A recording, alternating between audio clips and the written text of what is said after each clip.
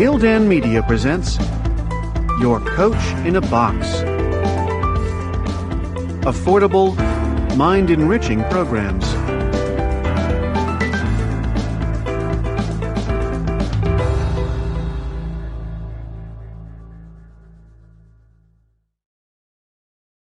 Gildan Media presents Ikigai, The Japanese Secret to a Long and Happy Life.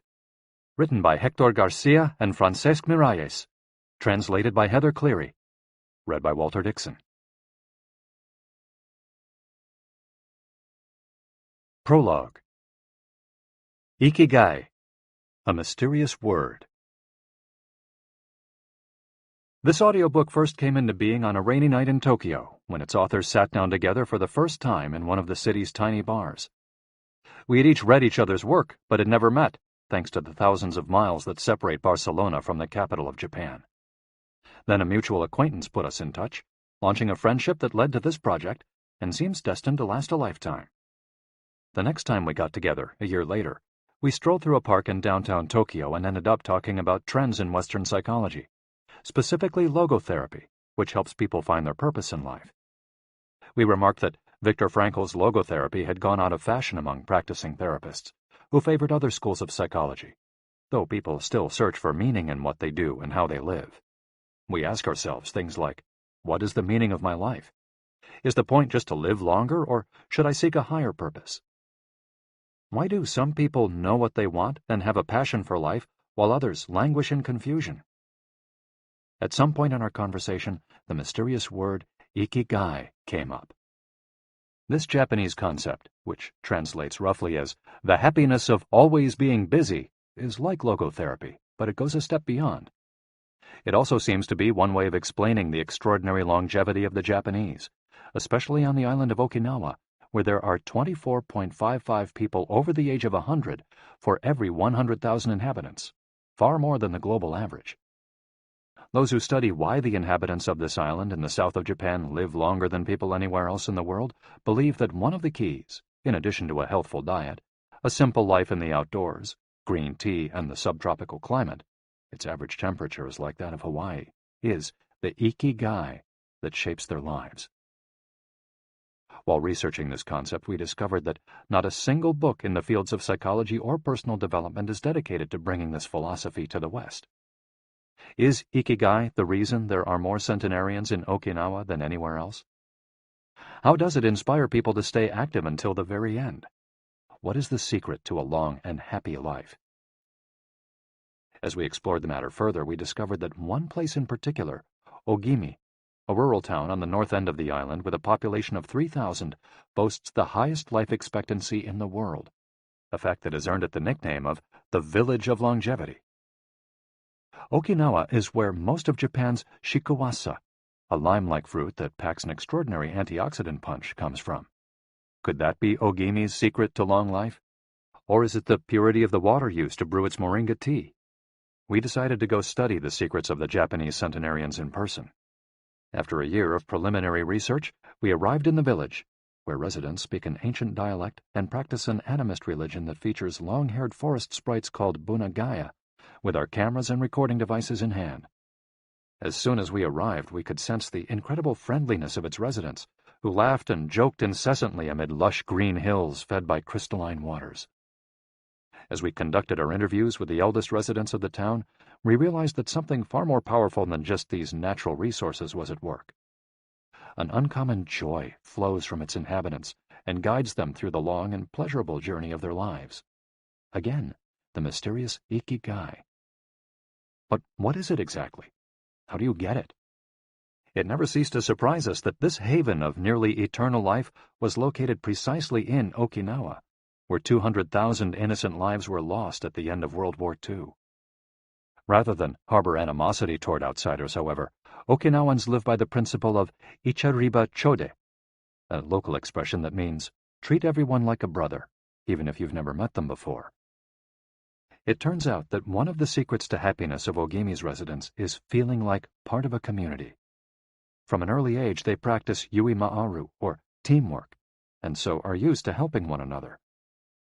Nurturing friendships, eating light, getting enough rest, and doing regular, moderate exercise are all part of the equation of good health.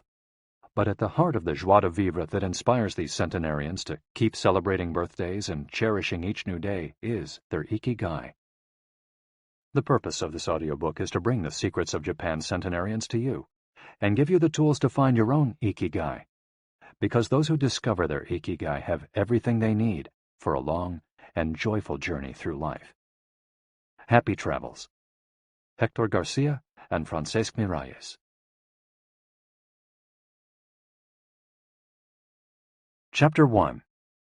Ikigai, the art of staying young while growing old. What is your reason for being? According to the Japanese, everyone has an Ikigai, what a French philosopher might call a raison d'être. Some people have found their Ikigai, while others are still looking, though they carry it within them. Our Ikigai is hidden deep inside each of us, and finding it requires a patient search.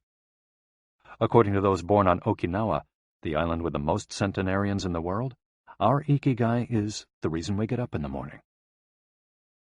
Ikigai can be described as the common ground you find between what you're good at, what you love, what the world needs, and what you can be paid for. Whatever you do, don't retire. Having a clearly defined Ikigai brings satisfaction, happiness, and meaning to our lives. The purpose of this audiobook is to help you find yours, and to share insights from Japanese philosophy on the lasting health of body, mind, and spirit. One surprising thing you notice living in Japan is how active people remain after they retire. In fact, many Japanese people never really retire. They keep doing what they love for as long as their health allows. There is, in fact, no word in Japanese that means retire in the sense of leaving the workforce for good, as in English. According to Dan Buettner, a National Geographic reporter who knows the country well, having a purpose in life is so important in Japanese culture that our idea of retirement simply doesn't exist there. The island of almost eternal youth. Certain longevity studies suggest that a strong sense of community and a clearly defined Ikigai are just as important as the famously healthful Japanese diet, perhaps even more so. Recent medical studies of centenarians from Okinawa and other so-called blue zones, the geographic regions where people live longest, provide a number of interesting facts about these extraordinary human beings. Not only do they live much longer than the rest of the world's population, they also suffer from fewer chronic illnesses, such as cancer and heart disease. Inflammatory disorders are also less common. Many of these centenarians enjoy enviable levels of vitality and health that would be unthinkable for people of advanced age elsewhere. Their blood tests reveal fewer free radicals, which are responsible for cellular aging, as a result of drinking tea and eating until their stomachs are only 80% full. Women experience more moderate symptoms during menopause, and both men and women maintain higher levels of sexual hormones until much later in life. The rate of dementia is well below the global average.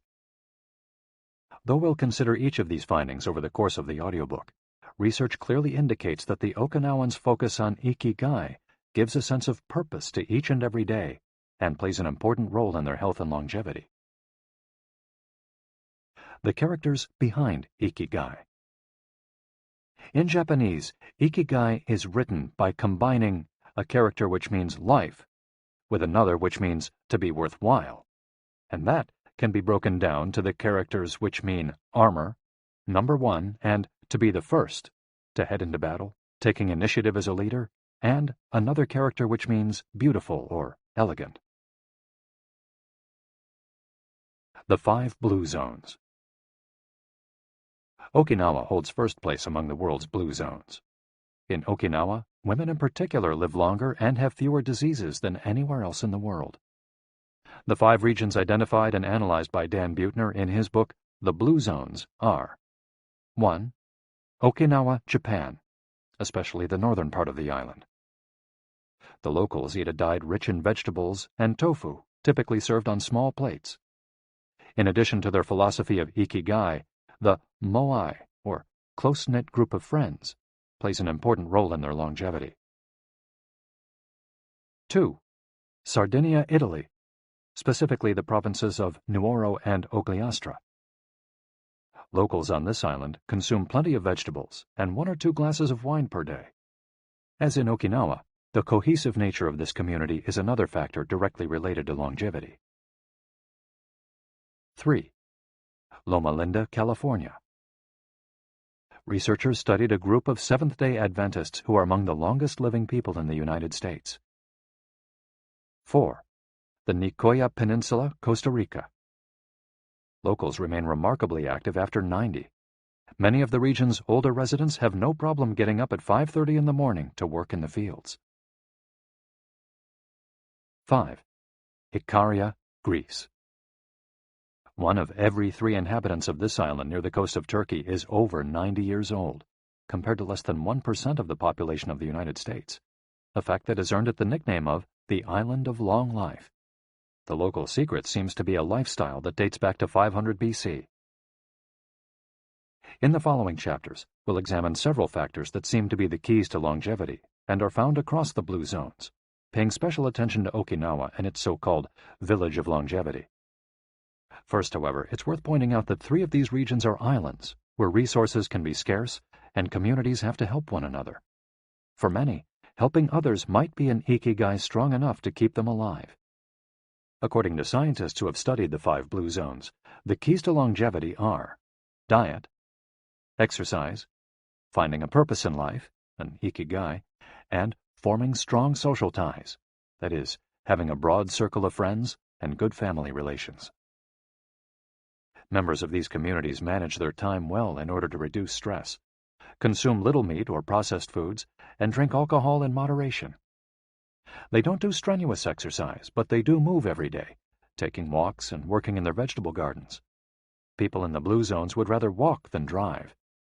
Gardening, which involves daily, low-intensity movement, is a practice almost all of them have in common. The 80% secret. One of the most common sayings in Japan is harahachi-bu, which is repeated before or after eating and means something like, fill your belly to 80%. Ancient wisdom advises against eating until we are full.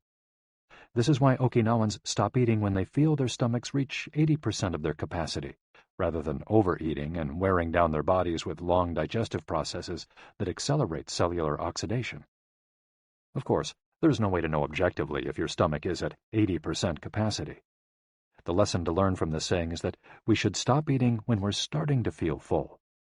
The extra side dish, the snack we eat when we know in our hearts we don't really need it, the apple pie after lunch, all these will give us pleasure in the short term, but not having them will make us happier in the long term.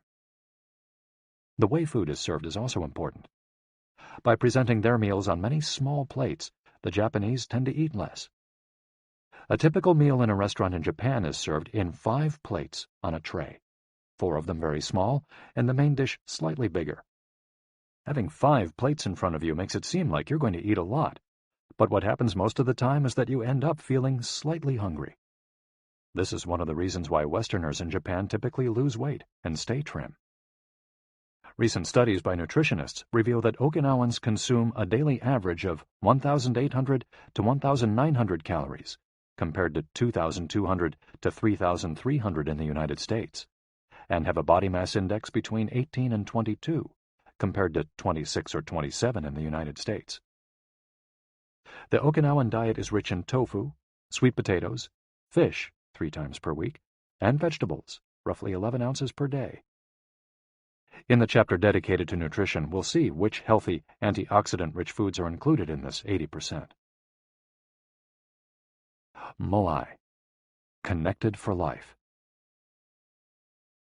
It is customary in Okinawa to form close bonds within local communities. A moai is an informal group of people with common interests who look out for one another. For many, serving the community becomes part of their Ikigai. The moai has its origins in hard times, when farmers would get together to share best practices and help one another cope with meager harvests. Members of a moai make a set monthly contribution to the group. This payment allows them to participate in meetings, dinners, games of go and shogi, Japanese chess, or whatever hobby they have in common. The funds collected by the group are used for activities, but if there's money left over, one member, decided on a rotating basis, receives a set amount from the surplus. In this way, being part of a moai helps maintain emotional and financial stability. If a member of a moai is in financial trouble, he or she can get an advance from the group's savings. While the details of each moai's accounting practices vary according to the group and its economic means, the feeling of belonging and support gives the individual a sense of security and helps increase life expectancy. Following this brief introduction to the topics covered in this audiobook, we look at a few causes of premature aging in modern life, and then explore different factors related to Ikigai. Chapter 2. Anti-Aging Secrets. Little things that add up to a long and happy life. Aging's escape velocity and the rabbit. Imagine a sign far off in the future with a number on it that represents the age of your death. Every year that you live, you advance closer to the sign. When you reach the sign, you die. Now, imagine a rabbit holding the sign and walking to the future. Every year that you live, the rabbit is half a year as far away. After a while, you will reach the rabbit and die. But what if the rabbit could walk at a pace of 1 year for every year of your life? You would never be able to catch the rabbit, and therefore you would never die. The speed at which the rabbit walks to the future is our technology. The more we advance technology and knowledge of our bodies, the faster we can make the rabbit walk. Aging's escape velocity is the moment at which the rabbit walks at a pace of 1 year per year or faster, and we become immortal. Aging's escape velocity. For more than a century, we've managed to add an average of 0.3 years to our life expectancy every year. But what would happen if we had the technology to add a year of life expectancy every year? In theory, we would achieve biological immortality, having reached aging's escape velocity. Researchers with an eye to the future, such as Ray Kurzweil and Aubrey de Grey, claim that we'll reach this escape velocity in a matter of decades. Other scientists are less optimistic, predicting that we'll reach a limit, a maximum age we won't be able to surpass no matter how much technology we have. For example, some biologists assert that our cells stop regenerating after about 120 years. Active mind, youthful body. There is much wisdom in the classic saying, mens sana in corpore sano, a sound mind in a sound body. It reminds us that both mind and body are important, and that the health of one is connected to that of the other. It's been shown that maintaining an active, adaptable mind is one of the key factors in staying young. Having a youthful mind also drives you toward a healthy lifestyle that will slow the aging process. Just as a lack of physical exercise has negative effects on our bodies and mood, a lack of mental exercise is bad for us because it causes our neurons and neural connections to deteriorate, and as a result, reduces our ability to react to our surroundings. This is why it's so important to give your brain a workout. One pioneer in advocating for mental exercise is the Israeli neuroscientist Shlomo Bresnitz, who argues that the brain needs a lot of stimulation in order to stay in shape. As he stated in an interview with Edward Punset for the Spanish television program Redis, there is a tension between what is good for someone and what they want to do. This is because people, especially older people, like to do things as they've always done them. The problem is that when the brain develops ingrained habits, it doesn't need to think anymore. Things get done quickly and efficiently on automatic pilot, often in a very advantageous way. This creates a tendency to stick to routines, and the only way of breaking these is to confront the brain with new information. Presented with new information, the brain creates new connections and is revitalized. This is why it's so important to expose yourself to change, even if stepping outside your comfort zone means feeling a bit of anxiety. The effects of mental training have been scientifically demonstrated. According to Collins Hemingway and Shlomo Bresnitz in their book Maximum Brain Power, Challenging the Brain for Health and Wisdom, mental training is beneficial on many levels. You begin exercising your brain by doing a certain task for the first time, he writes, and at first it seems very difficult, but as you learn how to do it, the training is already working. The second time you realize that it's easier, not harder to do because you're getting better at it. This has a fantastic effect on a person's mood. In and of itself, it's a transformation that affects not only the results obtained, but also his or her self-image. This description of a mental workout might sound a bit formal, but simply interacting with others, playing a game, for example, offers new stimuli and helps prevent the depression that can come with solitude. Our neurons start to age while we're still in our 20s. This process is slowed, however, by intellectual activity, curiosity, and a desire to learn. Dealing with new situations, learning something new every day, playing games, and interacting with other people seem to be essential for anti-aging strategies for the mind. Furthermore, a more positive outlook in this regard will yield greater mental benefits. Stress, accused of killing longevity. Many people seem older than they are. Research into the causes of premature aging has shown that stress has a lot to do with it, because the body wears down much faster during periods of crisis. The American Institute of Stress investigated this degenerative process and concluded that most health problems are caused by stress. Researchers at the Heidelberg University Hospital conducted a study in which they subjected a young doctor to a job interview, which they made even more stressful by forcing him to solve complex math problems for 30 minutes. Afterward, they took a blood sample. What they discovered was that his antibodies had reacted to stress the same way they react to pathogens, activating the proteins that trigger an immune response. The problem is that this response not only neutralizes harmful agents, it also damages healthy cells, leading them to age prematurely. The University of California conducted a similar study, taking data and samples from 39 women who had high levels of stress due to the illness of one of their children, and comparing them to samples from women with healthy children and low levels of stress. They found that stress promotes cellular aging by weakening cell structures known as telomeres, which affect cellular regeneration and how our cells age. As the study revealed, the greater the stress, the greater the degenerative effects on cells. How does stress work? These days, people live at a frantic pace and in a nearly constant state of competition.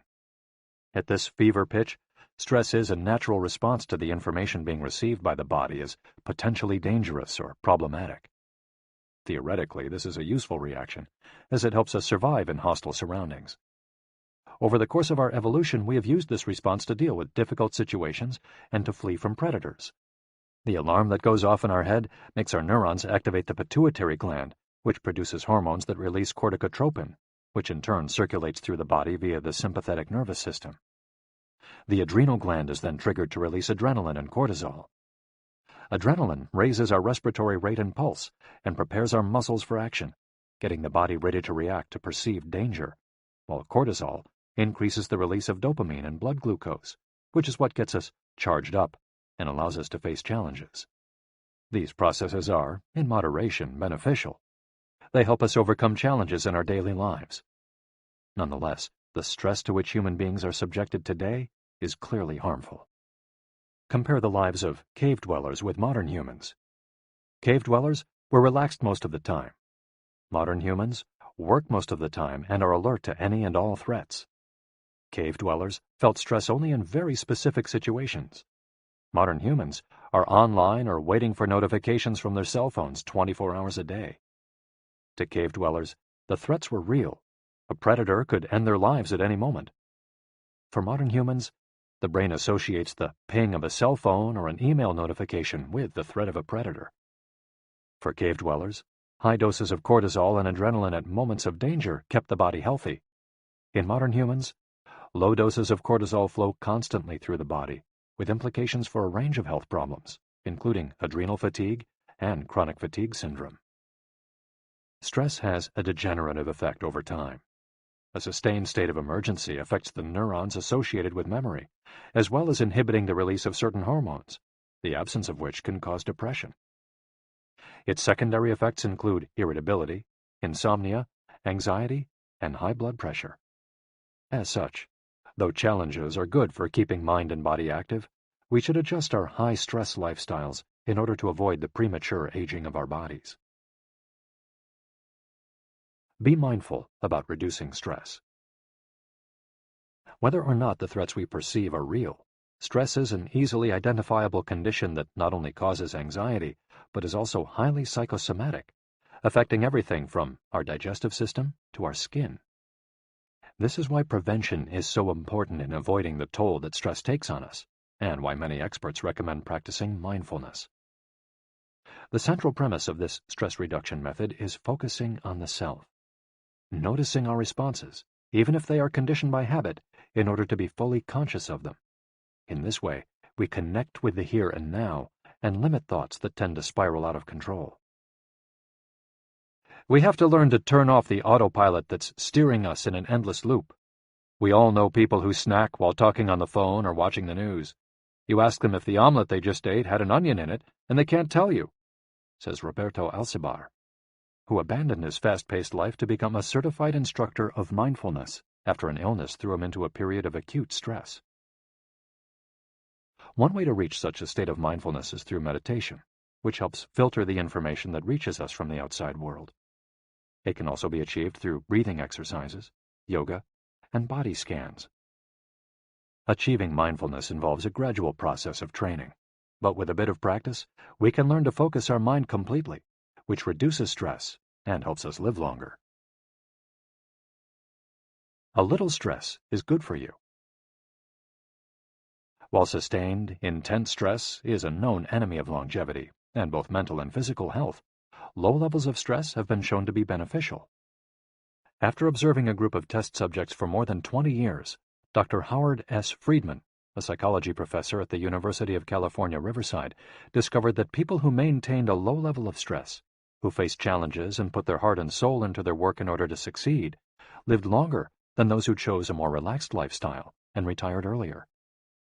From this, he concluded that a small dose of stress is a positive thing, as those who live with low levels of stress tend to develop healthier habits, smoke less, and drink less alcohol. Given this, it's not surprising that many of the supercentenarians, people who live to be 110 or more, whom you'll meet in this audiobook, talk about having lived intense lives and working well into old age. A lot of sitting will age you. In the Western world in particular, the rise in sedentary behavior has led to numerous diseases, such as hypertension and obesity, which in turn affect longevity. Spending too much time seated at work or at home not only reduces muscular and respiratory fitness, but also increases appetite and curbs the desire to participate in activities.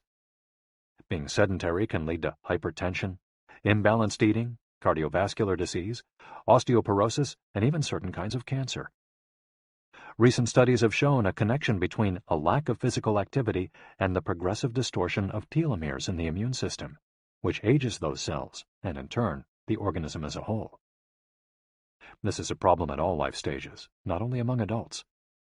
Sedentary children suffer from high rates of obesity and all its associated health issues and risks, which is why it's so important to develop a healthy and active lifestyle at an early age.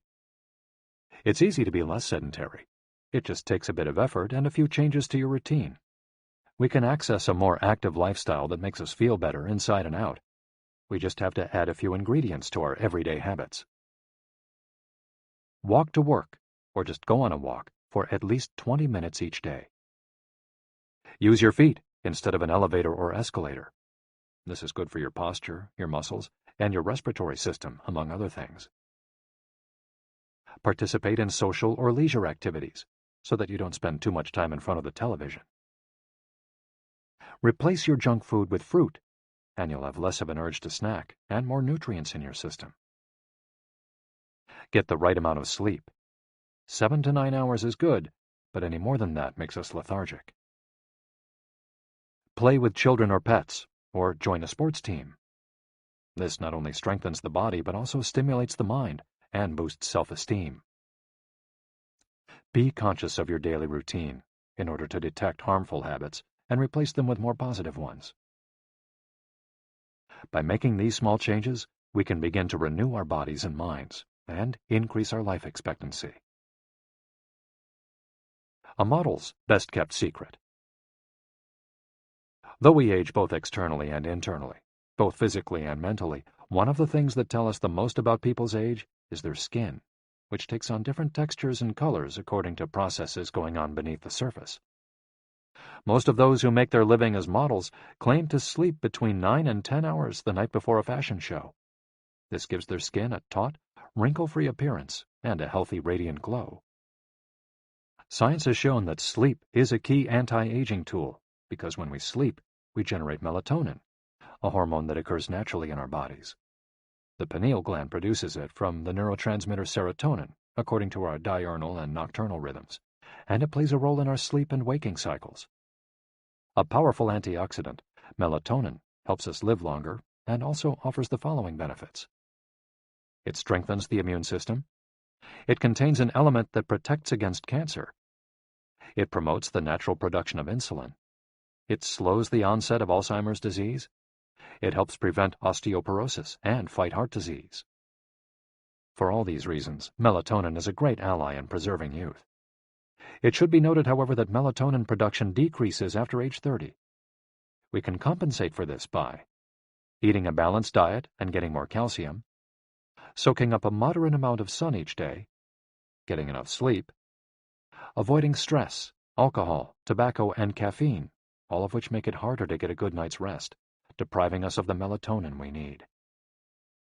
Experts are trying to determine whether artificially stimulating production of melatonin might help slow the aging process, which would confirm the theory that we already carry the secret to longevity within us. Anti-aging attitudes. The mind has tremendous power over the body and how quickly it ages. Most doctors agree that the secret to keeping the body young is keeping the mind active, a key element of Ikigai, and not caving in when we face difficulties throughout our lives. One study, conducted at Yeshiva University, found that the people who live the longest have two dispositional traits in common: a positive attitude and a high degree of emotional awareness. In other words, those who face challenges with a positive outlook and are able to manage their emotions are already well on their way toward longevity.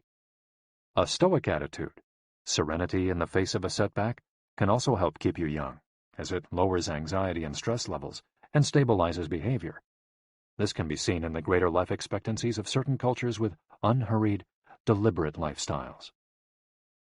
Many centenarians and supercentenarians have similar profiles. They've had full lives that were difficult at times, but they knew how to approach these challenges with a positive attitude and not be overwhelmed by the obstacles they faced. Alexander Imich, who in 2014 became the world's oldest living man at age 111, knew he had good genes, but understood that other factors contributed too. "The life you live is equally or more important for longevity," he said in an interview with Reuters after being added to Guinness World Records in 2014. An Ode to Longevity. During our stay in Ogimi, the village that holds the Guinness record for longevity, a woman who was about to turn 100 years old sang the following song for us in a mixture of Japanese and the local dialect. "To keep healthy and have a long life, eat just a little of everything with relish. Go to bed early, get up early, and then go out for a walk. We live each day with serenity, and we enjoy the journey. To keep healthy and have a long life, we get on well with all our friends. Spring, summer, fall, winter, we happily enjoy all the seasons. The secret is not to get distracted by how old the fingers are, from the fingers to the head and back once again. If you keep moving with your fingers working, 100 years will come to you." We can now use our fingers to play the next chapter, where we'll look at the close relationship between longevity and discovering our life's mission. Chapter 3. From Logotherapy to Ikigai. How to live longer and better by finding your purpose. What is logotherapy? A colleague once asked Viktor Frankl to define his school of psychology in a single phrase, to which Frankl replied, "Well, in logotherapy, the patient sits up straight and has to listen to things that are, on occasion, hard to hear." The colleague had just described psychoanalysis to him in the following terms. "In psychoanalysis, the patient lies down on a couch and tells you things that are, on occasion, hard to say." Frankl explains that one of the first questions he would ask his patients was, "Why do you not commit suicide?" Usually the patient found good reasons not to and was able to carry on. What then does logotherapy do? The answer is pretty clear. It helps you find reasons to live. Logotherapy pushes patients to consciously discover their life's purpose in order to confront their neuroses. Their quest to fulfill their destiny then motivates them to press forward, breaking the mental chains of the past and overcoming whatever obstacles they encounter along the way. Something to live for. A study conducted by Frankl in his Vienna clinic found that among both patients and personnel, around 80% believed that human beings needed a reason for living, and around 60% felt they had someone or something in their lives worth dying for. The search for meaning. The search for purpose became a personal driving force that allowed Frankl to achieve his goals. The process of logotherapy can be summarized in these 5 steps. 1.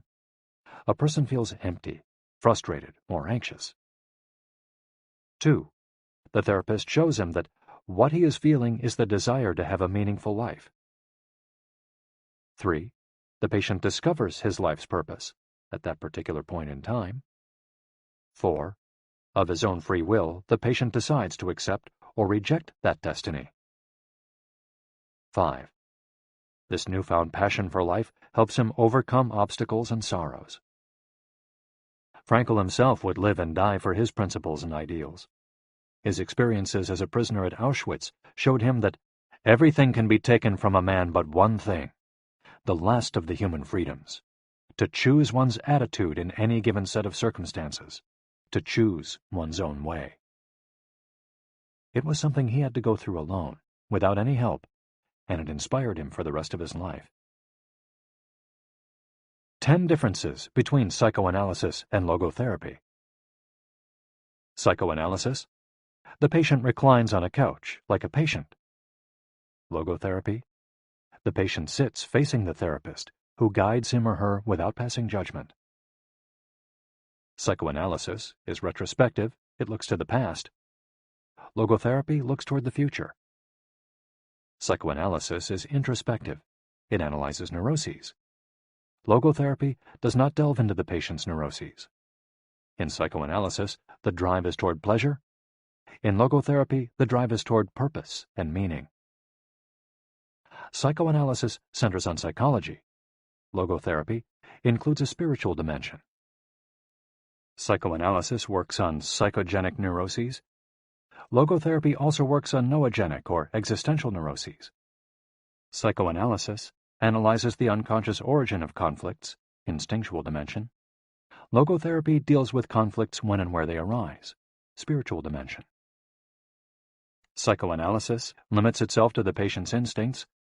Logotherapy also deals with spiritual realities. Psychoanalysis is fundamentally incompatible with faith. Logotherapy is compatible with faith. Psychoanalysis seeks to reconcile conflicts and satisfy impulses and instincts. Logotherapy seeks to help the patient find meaning in his life and satisfy his moral principles.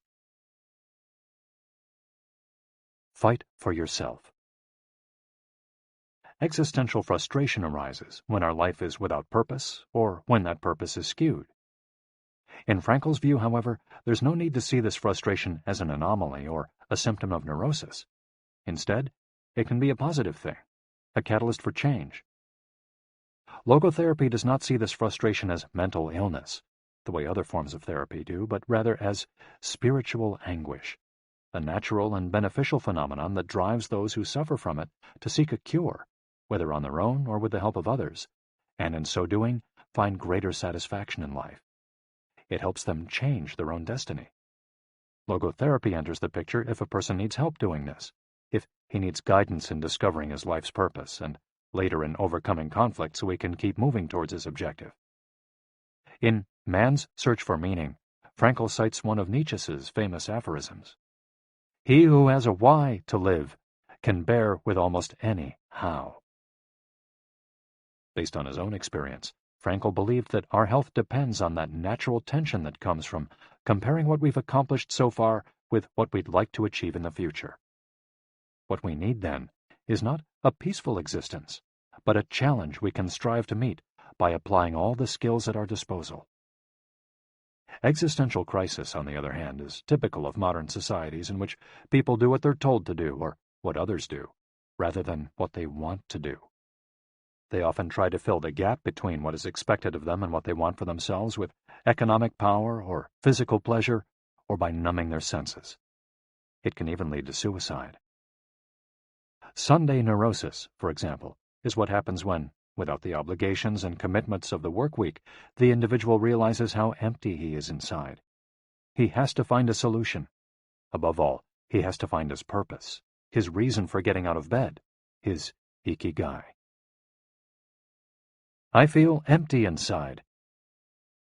In a study conducted at the Vienna Polyclinic Hospital, Frankel's team found that 55% of the patients they interviewed were experiencing some degree of existential crisis. According to logotherapy, discovering one's purpose in life helps an individual fill that existential void. Frankel, a man who faced his problems and turned his objectives into actions, could look back on his life in peace as he grew old. He did not have to envy those still enjoying their youth, because he had amassed a broad set of experiences that showed he had lived for something. Better living through logotherapy. A few key ideas. We don't create the meaning of our life, as Sartre claimed. We discover it. We each have a unique reason for being, which can be adjusted or transformed many times over the years. Just as worry often brings about precisely the thing that was feared, excessive attention to a desire, or hyperintention, can keep that desire from being fulfilled. Humor can help break negative cycles and reduce anxiety. We all have the capacity to do noble or terrible things. The side of the equation we end up on depends on our decisions, not on the condition in which we find ourselves. In the following case studies, we'll look at 4 cases from Frankel's own practice in order to better understand the search for meaning and purpose. Case study: Viktor Frankl. In German concentration camps, as in those that would later be built in Japan and Korea, psychiatrists confirmed that the prisoners with the greatest chance of survival were those who had things they wanted to accomplish outside the camp, those who felt a strong need to get out of there alive. This was true of Frankl, who, after being released and successfully developing the school of logotherapy, realized he had been the first patient of his own practice. Frankl had a goal to achieve, and it made him persevere. He arrived at Auschwitz carrying a manuscript that contained all the theories and research he compiled over the course of his career, ready for publication. When it was confiscated, he felt compelled to write it all over again. And that need drove him, and gave his life meaning amid the constant horror and doubt of the concentration camp. So much so that over the years, and especially when he fell ill with typhus, he would jot down fragments and key words from the lost work on any scrap of paper he found. Case study: The American Diplomat. An important North American diplomat went to Frankl to pick up where he left off with a course of treatment he had started 5 years earlier in the United States. When Frankl asked him why he had started therapy in the first place, the diplomat answered that he hated his job and his country's international policies, which he had to follow and enforce. His American psychoanalyst, whom he had been seeing for years, insisted he make peace with his father so that his government and his job, both representations of the paternal figure, would seem less disagreeable. Frankl, however, showed him in just a few sessions that his frustration was due to the fact that he wanted to pursue a different career, and the diplomat concluded his treatment with that idea in mind. 5 years later, the former diplomat informed Frankl that he had been working during that time in a different profession, and that he was happy. In Frankl's view, the man not only didn't need all those years of psychoanalysis, he also couldn't even really be considered a patient in need of therapy. He was simply someone in search of a new life's purpose. As soon as he found it, his life took on deeper meaning. Case study: The Suicidal Mother. The mother of a boy who had died at age 11 was admitted to Frankl's clinic after she tried to kill herself and her other son. It was this other son, paralyzed since birth, who kept her from carrying out her plan. He did believe his life had a purpose, and if his mother killed them both, it would keep him from achieving his goals. The woman shared her story in a group session. To help her, Frankel asked another woman to imagine a hypothetical situation in which she lay on her deathbed, old and wealthy, but childless. The woman insisted that, in that case, she would have felt her life had been a failure. When the suicidal mother was asked to perform the same exercise, imagining herself on her deathbed, she looked back and realized that she had done everything in her power for her children, for both of them. She had given her paralyzed son a good life, and he had turned into a kind, reasonably happy person. To this she added, crying, "As for myself, I can look back peacefully on my life, for I can say my life was full of meaning, and I have tried hard to live it fully. I have done my best. I have done my best for my son. My life was no failure." In this way, by imagining herself on her deathbed and looking back, the suicidal mother found the meaning that, though she was not aware of it, her life already had. Case Study: The Grief-Stricken Doctor. An elderly doctor, unable to overcome the deep depression into which he'd fallen after the death of his wife 2 years earlier, went to Frankel for help. Instead of giving him advice or analyzing his condition, Frankel asked him what would have happened if he had been the one who died first. The doctor, horrified, answered that it would have been terrible for his poor wife, that she would have suffered tremendously. To which Frankel responded, "You see, doctor, you've spared her all that suffering. But the price you have to pay for this is to survive and mourn her." The doctor didn't say another word. He left Frankel's office in peace after taking the therapist's hand in his own. He was able to tolerate the pain in place of his beloved wife. His life had been given a purpose. Morita Therapy. In the same decade that logotherapy came into being, a few years earlier in fact, Shoma Morita created his own purpose-centered therapy in Japan. It proved to be effective in the treatment of neurosis, obsessive-compulsive disorder, and post-traumatic stress. In addition to being a psychotherapist, Shoma Morita was a Zen Buddhist, and his therapy left a lasting spiritual mark on Japan. Many Western forms of therapy focus on controlling or modifying the patient's emotions. In the West, we tend to believe that what we think influences how we feel, which in turn influences how we act. In contrast, Morita therapy focuses on teaching patients to accept their emotions without trying to control them, since their feelings will change as a result of their actions. In addition to accepting the patient's emotions, Morita therapy seeks to create new emotions on the basis of actions. According to Morita, these emotions are learned through experience and repetition. Morita therapy is not meant to eliminate symptoms. Instead, it teaches us to accept our desires, anxieties, fears, and worries, and let them go. As Morita writes in his book, Morita Therapy and the True Nature of Anxiety-Based Disorders, "In feelings, it is best to be wealthy and generous." Morita explained the idea of letting go of negative feelings with the following fable. A donkey that is tied to a post by a rope will keep walking around the post in an attempt to free itself, only to become more immobilized and attached to the post. The same thing applies to people with obsessive thinking, who become more trapped in their own suffering when they try to escape from their fears and discomfort. The basic principles of Morita therapy. 1. Accept your feelings. If we have obsessive thoughts, we should not try to control them or get rid of them. If we do, they become more intense.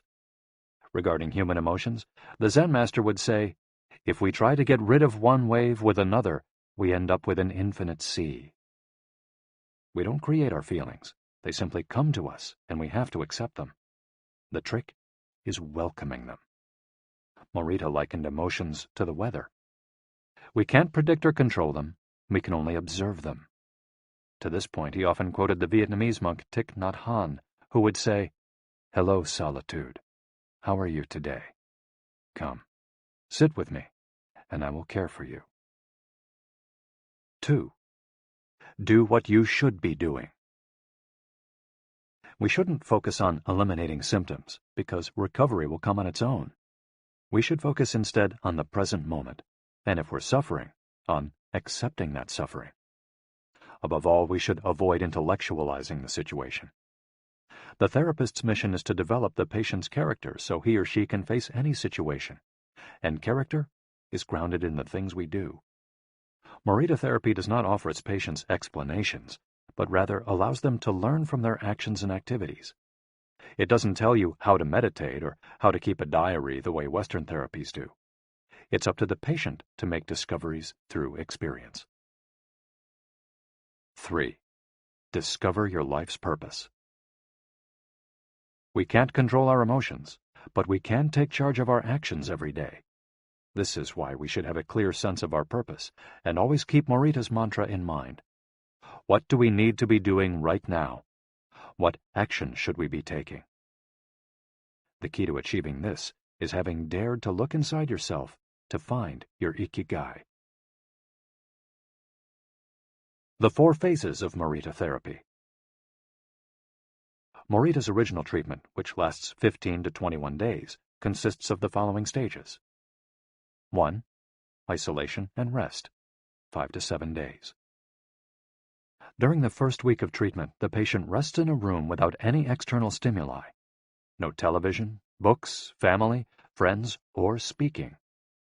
All the patient has is his thoughts. He lies down for most of the day and is visited regularly by the therapist, who tries to avoid interacting with him as much as possible. The therapist simply advises the patient to continue observing the rise and fall of his emotions as he lies there. When the patient gets bored and wants to start doing things again, he's ready to move on to the next stage of therapy. 2. Light occupational therapy, 5 to 7 days. In this stage, the patient performs repetitive tasks in silence. One of these is keeping a diary about his thoughts and feelings. The patient goes outside after a week of being shut in, takes walks in nature, and does breathing exercises. He also starts doing simple activities such as gardening, drawing, or painting. During this stage, the patient is still not allowed to talk to anyone except the therapist. 3. Occupational therapy, 5 to 7 days. In this stage, the patient performs tasks that require physical movement. Dr. Morita liked to take his patients to the mountains to chop wood. In addition to physical tasks, the patient is also immersed in other activities such as writing, painting, or making ceramics. The patient can speak with others at this stage, but only about the tasks at hand. 4. The return to social life and the real world. The patient leaves the hospital and is reintroduced to social life, but maintains the practices of meditation and occupational therapy developed during treatment. The idea is to re-enter society as a new person, with a sense of purpose, and without being controlled by social or emotional pressures. Nikon meditation. Morita was a great Zen master of Nikon introspective meditation. Much of his therapy draws on his knowledge and mastery of this school, which centers on 3 questions the individual must ask him or herself. 1. What have I received from person X? 2. What have I given to person X? 3. What problems have I caused person X? Through these reflections, we stop identifying others as the cause of our problems and deepen our own sense of responsibility. As Morita said, if you are angry and want to fight, think about it for 3 days before coming to blows. After 3 days, the intense desire to fight will pass on its own. And now, Ikigai. Logotherapy and Morita therapy are both grounded in a personal, unique experience that you can access without therapists or spiritual retreats. The mission of finding your Ikigai, your existential fuel. Once you find it, it's only a matter of having the courage and making the effort to stay on the right path. In the following chapters, we'll take a look at the basic tools you'll need to get moving along that path. Finding flow in the tasks you've chosen to do, eating in a balanced and mindful way, doing low-intensity exercise, and learning not to give in when difficulties arise. In order to do this, you have to accept that the world, like the people who live in it, is imperfect. but that it's still full of opportunities for growth and achievement.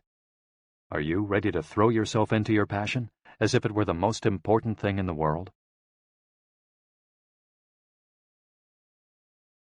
Chapter 4. Find flow in everything you do. How to turn work and free time into spaces for growth. We are what we repeatedly do. Excellence, then, is not an act, but a habit. Aristotle. Going with the flow. Imagine you're skiing down one of your favorite slopes. Powdery snow flies up on both sides of you like white sand. Conditions are perfect. You are entirely focused on skiing as well as you can. You know exactly how to move at each moment. There is no future, no past. There is only the present. You feel the snow, your skis, your body, and your consciousness united as a single entity. You are completely immersed in the experience, not thinking about or distracted by anything else. Your ego dissolves, and you become part of what you're doing. This is the kind of experience Bruce Lee described with his famous, "Be water, my friend." We've all felt our sense of time vanish when we lose ourselves in an activity we enjoy. We start cooking, and before we know it, several hours have passed. We spend an afternoon with a book and forget about the world going by until we notice the sunset and realize we haven't eaten dinner. We go surfing and don't realize how many hours we've spent in the water until the next day, when our muscles ache. The opposite can also happen. When we have to complete a task we don't want to do, every minute feels like a lifetime, and we can't stop looking at our watch. As the quip attributed to Einstein goes, "Put your hand on a hot stove for a minute, and it seems like an hour. Sit with a pretty girl for an hour, and it seems like a minute." That is relativity. The funny thing is that someone else might really enjoy the same task, but we want to finish as quickly as possible. What makes us enjoy doing something so much that we forget about whatever worries we might have while we do it? When are we happiest? These questions can help us discover our Ikigai. The power of flow.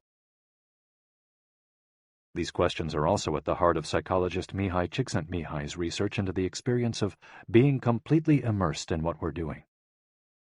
Csikszentmihalyi called this state flow and described it as the pleasure, delight, creativity, and process when we are completely immersed in life. There is no magic recipe for finding happiness, for living according to your Ikigai, but one key ingredient is the ability to reach this state of flow, and, through this state, have an optimal experience. In order to achieve this optimal experience, we have to focus on increasing the time we spend on activities that bring us to this state of flow, rather than allowing ourselves to get caught up in activities that offer immediate pleasure, like eating too much, abusing drugs or alcohol, or stuffing ourselves with chocolate in front of the TV. As Csikszentmihalyi asserts in his book, Flow, The Psychology of Optimal Experience, flow is the state in which people are so involved in an activity that nothing else seems to matter. The experience itself is so enjoyable that people will do it, even at great cost, for the sheer sake of doing it.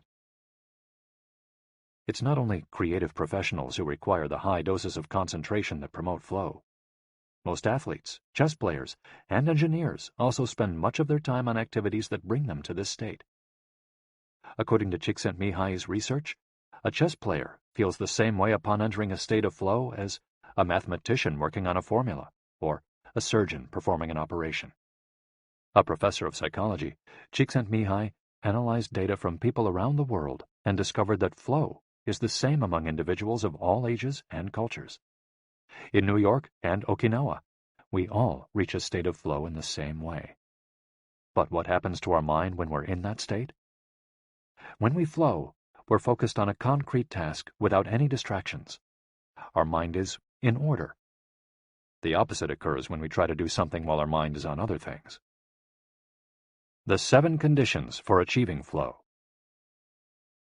According to researcher Owen Schaffer of DePaul University, the requirements for achieving flow are 1. Knowing what to do. 2. Knowing how to do it. 3. Knowing how well you're doing. 4. Knowing where to go, where navigation is involved. 5. Perceiving significant challenges. 6. Perceiving significant skills. 7. Being free from distractions. If you often find yourself losing focus while working on something you consider important, there are several strategies you can employ to increase your chances of achieving flow. Strategy number 1. Choose a difficult task, but not too difficult. Schaffer's model encourages us to take on tasks that we have a chance of completing, but that are slightly outside our comfort zone. Every task, sport or job, has a set of rules, and we need a set of skills to follow them. If the rules for completing a task or achieving a purpose are too basic relative to our skill set, we'll likely get bored. Activities that are too easy lead to apathy. If, on the other hand, we assign ourselves to a task that is too difficult, we won't have the skills to complete it and will almost certainly give up and feel frustrated to boot. The ideal is to find a middle path, something aligned with our abilities but just a bit of a stretch, so we experience it as a challenge. That's what Ernest Hemingway meant when he said, "Sometimes I write better than I can." We want to see challenges through to the end because we enjoy the feeling of pushing ourselves. Bertrand Russell expressed a similar idea when he said, "To be able to concentrate for a considerable amount of time is essential to difficult achievement." If you're a graphic designer, learn a new software program for your next project. If you're a programmer, use a new programming language. If you're a dancer, try to incorporate into your next routine a movement that has seemed impossible for years.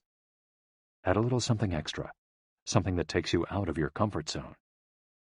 Even doing something as simple as reading means following certain rules, having certain abilities and knowledge. If we set out to read a book on quantum mechanics for specialists in physics without being specialists in physics ourselves, we'll probably give up after a few minutes. On the other end of the spectrum, if we already know everything a book has to tell us, we'll get bored right away. However, if the book is appropriate to our knowledge and abilities and builds on what we already know, we'll immerse ourselves in our reading, and time will flow. This pleasure and satisfaction are evidence that we are in tune with our Ikigai. In summary, easy tasks lead to boredom, challenging tasks lead to flow, tasks beyond our abilities lead to anxiety. Strategy 2. Have a clear, concrete objective. Video games, played in moderation, board games, and sports are great ways to achieve flow because the objective tends to be very clear. Beat your rival or your own record while following a set of explicitly defined rules. Unfortunately, the objective isn't quite as clear in most situations. According to a study by Boston Consulting Group, when asked about their bosses, the #1 complaint of employees at multinational corporations is that they don't communicate the team's mission clearly, and that as a result, the employees don't know what their objectives are. What often happens, especially in big companies, is that the executives get lost in the details of obsessive planning, creating strategies to hide the fact that they don't have a clear objective. It's like heading out to sea with a map, but no destination. It's much more important to have a compass pointing to a concrete objective than to have a map. Joy Ito, director of the MIT Media Lab, encourages us to use the principle of compass over maps as a tool to navigate our world of uncertainty. In the book Whiplash, How to Survive Our Faster Future, he and Jeff Howe write, "In an increasingly unpredictable world moving ever more quickly, a detailed map may lead you deep into the woods at an unnecessarily high cost. A good compass, though, will always take you where you need to go. It doesn't mean that you should start your journey without any idea where you're going. What it does mean is understanding that while the path to your goal may not be straight, you'll finish faster and more efficiently than you would have if you had trudged along a pre-planned route." In business, the creative professions, and education alike, it's important to reflect on what we hope to achieve before starting to work, study, or make something. We should ask ourselves questions such as, what is my objective for today's session in the studio? How many words am I going to write today for the article coming out next month? What is my team's mission? How fast will I set the metronome tomorrow in order to play that sonata at an allegro tempo by the end of the week? Having a clear objective is important in achieving flow, but we also have to know how to leave it behind when we get down to business. Once the journey has begun, we should keep this objective in mind without obsessing over it. When Olympic athletes compete for a gold medal, they can't stop to think how pretty the medal is. They have to be present in the moment. They have to flow. If they lose focus for a second, thinking how proud they'll be to show the medal to their parents, they'll almost certainly commit an error at a critical moment and will not win the competition. One common example of this is writer's block. Imagine that a writer has to finish a novel in 3 months. The objective is clear. The problem is that the writer can't stop obsessing over it. Every day she wakes up thinking, I have to write that novel. And every day she sets about reading the newspaper and cleaning the house. Every evening she feels frustrated and promises she'll get to work the next day. Days, weeks, and months pass, and the writer still hasn't gotten anything down on the page, when all it would have taken was to sit down and get that first word out, then the second, to flow with the project, expressing her Ikigai.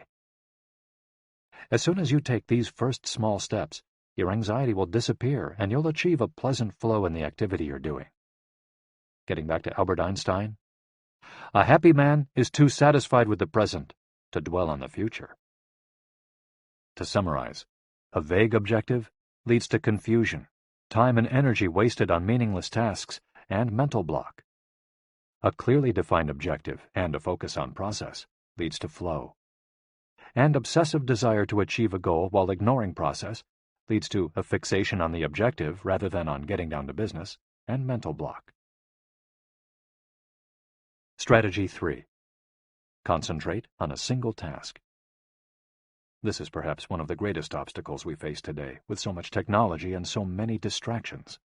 We're listening to a video on YouTube while writing an email when suddenly a chat prompt pops up and we answer it. Then our smartphone vibrates in our pocket. Just as soon as we respond to that message, we're back at our computer logging onto Facebook. Pretty soon, 30 minutes have passed, and we've forgotten what the email we were writing was supposed to be about. This also happens sometimes when we put on a movie with dinner and don't realize how delicious the salmon was until we're taking the last bite. We often think that combining tasks will save us time, but scientific evidence shows that it has the opposite effect. Even those who claim to be good at multitasking are not very productive. In fact, they are some of the least productive people. Our brains can take in millions of bits of information, but we can only actually process a few dozen per second. When we say we're multitasking, what we're really doing is switching back and forth between tasks very quickly. Unfortunately, we're not computers adept at parallel processing.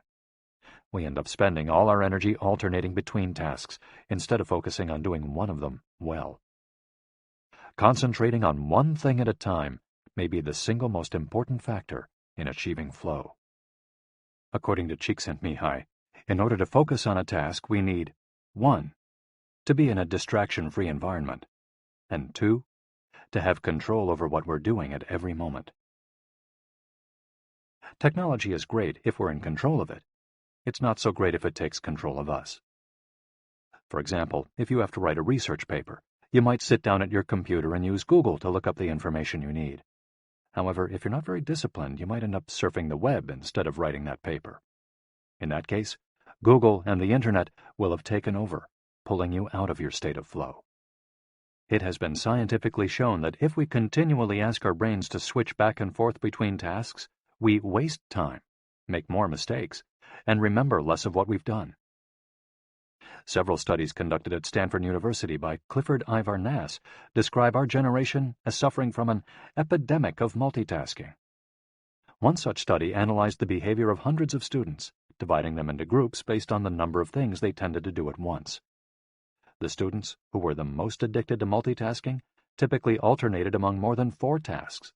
For example, taking notes while reading a textbook, listening to a podcast, answering messages on their smartphone, and sometimes checking their Twitter timeline. Each group of students was shown a screen with several red and several blue arrows. The objective of the exercise was to count the red arrows. At first, all the students answered correctly right away, without much trouble. As the number of blue arrows increased, the number of red arrows stayed the same, only their position changed, however. The students accustomed to multitasking had serious trouble counting the red arrows in the time allotted, or as quickly as the students who did not habitually multitask. for one very simple reason. They got distracted by the blue arrows. Their brains were trained to pay attention to every stimulus, regardless of its importance, while the brains of other students were trained to focus on a single task, in this case, counting the red arrows and ignoring the blue ones. Other studies indicate that working on several things at once lowers our productivity by at least 60% and our IQ by more than 10 points. One study funded by the Swedish Council for Working Life and Social Research found that a sample group of more than 4,000 young adults between the ages of 20 and 24 who were addicted to their smartphones got less sleep, felt less connected to their community at school, and were more likely to show signs of depression. In summary, concentrating on a single task makes achieving flow more likely, increases productivity, increases our power of retention, makes us less likely to make mistakes, helps us feel calm and in control of the task at hand, causes us to become more considerate as we pay full attention to those around us, and increases creativity. Multitasking makes achieving flow impossible, decreases productivity by 60%, though it doesn't seem to, makes it harder to remember things, makes us more likely to make mistakes, makes us feel stressed by the sensation that we're losing control, that our tasks are controlling us, causes us to hurt those around us through our addiction to stimuli, always checking our phones, always on social media, and reduces creativity. What can we do to avoid falling victim to this flow-impeding epidemic? How can we train our brains to focus on a single task? Here are a few ideas for creating a space and time free of distractions to increase our chances of reaching a state of flow, and thereby getting in touch with our Ikigai. Don't look at any kind of screen for the first hour you're awake and the last hour before you go to sleep. Turn off your phone before you achieve flow. There is nothing more important than the task you've chosen to do during this time. If this seems too extreme, enable the Do Not Disturb function so only the people closest to you contact you in case of emergency. Designate one day of the week, perhaps a Saturday or Sunday, a day of technical fasting, making exceptions for e-readers without Wi-Fi or MP3 players. Go to a cafe that doesn't have Wi-Fi. Read and respond to email only once or twice per day. Define those times clearly and stick to them. Try the Pomodoro technique. Get yourself a kitchen timer. Some are made to look like a pomodoro or a tomato, and commit to working on a single task as long as it's running. The Pomodoro technique recommends 25 minutes of work and 5 minutes of rest for each cycle, but you can also do 50 minutes of work and 10 minutes of rest. Find the pace that's best for you. The most important thing is to be disciplined in completing each cycle. Start your work session with a ritual you enjoy, and end it with a reward. Train your mind to return to the present when you find yourself getting distracted. Practice mindfulness or another form of meditation. Go for a walk or a swim, whatever will help you get centered again. Work in a space where you will not be distracted. If you can't do this at home, go to a library, a cafe, or, if your task involves playing the saxophone, a music studio. If you find that your surroundings continue to distract you, keep looking until you find the right place. Divide each activity into groups of related tasks and assign each group its own place and time. For example, if you're writing a magazine article, you could do research and take notes at home in the morning, write in the library in the afternoon, and edit on the couch at night. Bundle routine tasks, such as sending out invoices, making phone calls, and so on, and do them all at once. A summary of the advantages of flow versus the disadvantages of distraction. A focused mind versus a wandering mind. Living in the present versus thinking about the past and the future. Being free from worry versus having concerns about our daily life and the people around us invading our thoughts. Having the hours fly by versus having every minute seem endless. With flow, we feel in control. With distraction, we lose control and fail to complete the task at hand, or other tasks or people keep us from our work. With flow, we prepare thoroughly. With distraction, we act without being prepared. With flow, we know what we should be doing at any given moment. When distracted, we frequently get stuck and don't know how to proceed. With flow, our mind is clear and overcomes all obstacles to the flow of thought. With distraction, we're plagued by doubts, concerns, and low self-esteem. With flow, it's pleasant. With distraction, it's boring and exhausting. And with flow, our ego fades. We're not the ones controlling the activity or task we're doing. The task is leading us. And with distraction, constant self-criticism. Our ego is present, and we feel frustrated. Flow in Japan. Takumis, engineers, geniuses, and otakus. What do takumis, artisans, engineers, inventors, and otakus, fans of anime and manga, have in common? They all understand the importance of flowing with their Ikigai at all times.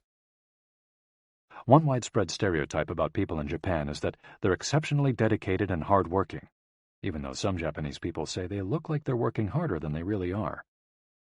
There is no doubt, though, about their ability to be completely absorbed in a task, or about their perseverance when there's a problem to be solved. One of the first words one learns when starting Japanese lessons is ganbaru, which means to persevere, or to stay firm by doing one's best. Japanese people often apply themselves to even the most basic tasks with an intensity that borders on obsession. We see this in all kinds of contexts, from the retirees taking meticulous care of their rice fields in the mountains of Nagano to the college students working the weekend shift in convenience stores known as konbinis. If you go to Japan, you'll experience this attention to detail firsthand in almost every transaction. Walk into one of the stores that sell handcrafted objects in Naha, Kanazawa, or Kyoto, and you'll also discover that Japan is a treasure trove of traditional craftwork. The people of Japan have a unique talent for creating new technologies while preserving artisanal traditions and techniques. The art of the takumi. Toyota employs artisans who are able to make a certain type of screw by hand. These takumi, or experts in a particular manual skill, are extremely important at Toyota, and they are hard to replace. Some of them are the only people who know how to perform their exact skill, and it doesn't seem as though a new generation is going to take up the mantle. Turntable needles are another example. They're produced almost exclusively in Japan, where you can find the last remaining people who know how to use the machinery required to make these precision needles, and who are trying to pass on their knowledge to their descendants. We met a takumi on a visit to Kumano, a small town near Hiroshima. We were there for the day, working on a photo essay for one of the most famous brands of makeup brushes in the West. The billboard welcoming visitors to Kumano shows a mascot holding a large brush. In addition to the brush factories, the town is full of little houses and vegetable gardens. Heading farther in, you can see several Shinto shrines at the base of the mountains that surround the town. We spent hours taking photos in factories full of people in orderly rows, each doing a single task, such as painting the handles of the brushes or loading boxes of them onto trucks, before we realized we still hadn't seen anyone actually putting bristles into the brush heads. After we asked about this and got the runaround several times, the president of one company agreed to show us how it was done. He led us out of the building and asked us to get into his car. After a 5-minute drive, we parked next to another, smaller structure and climbed the stairs.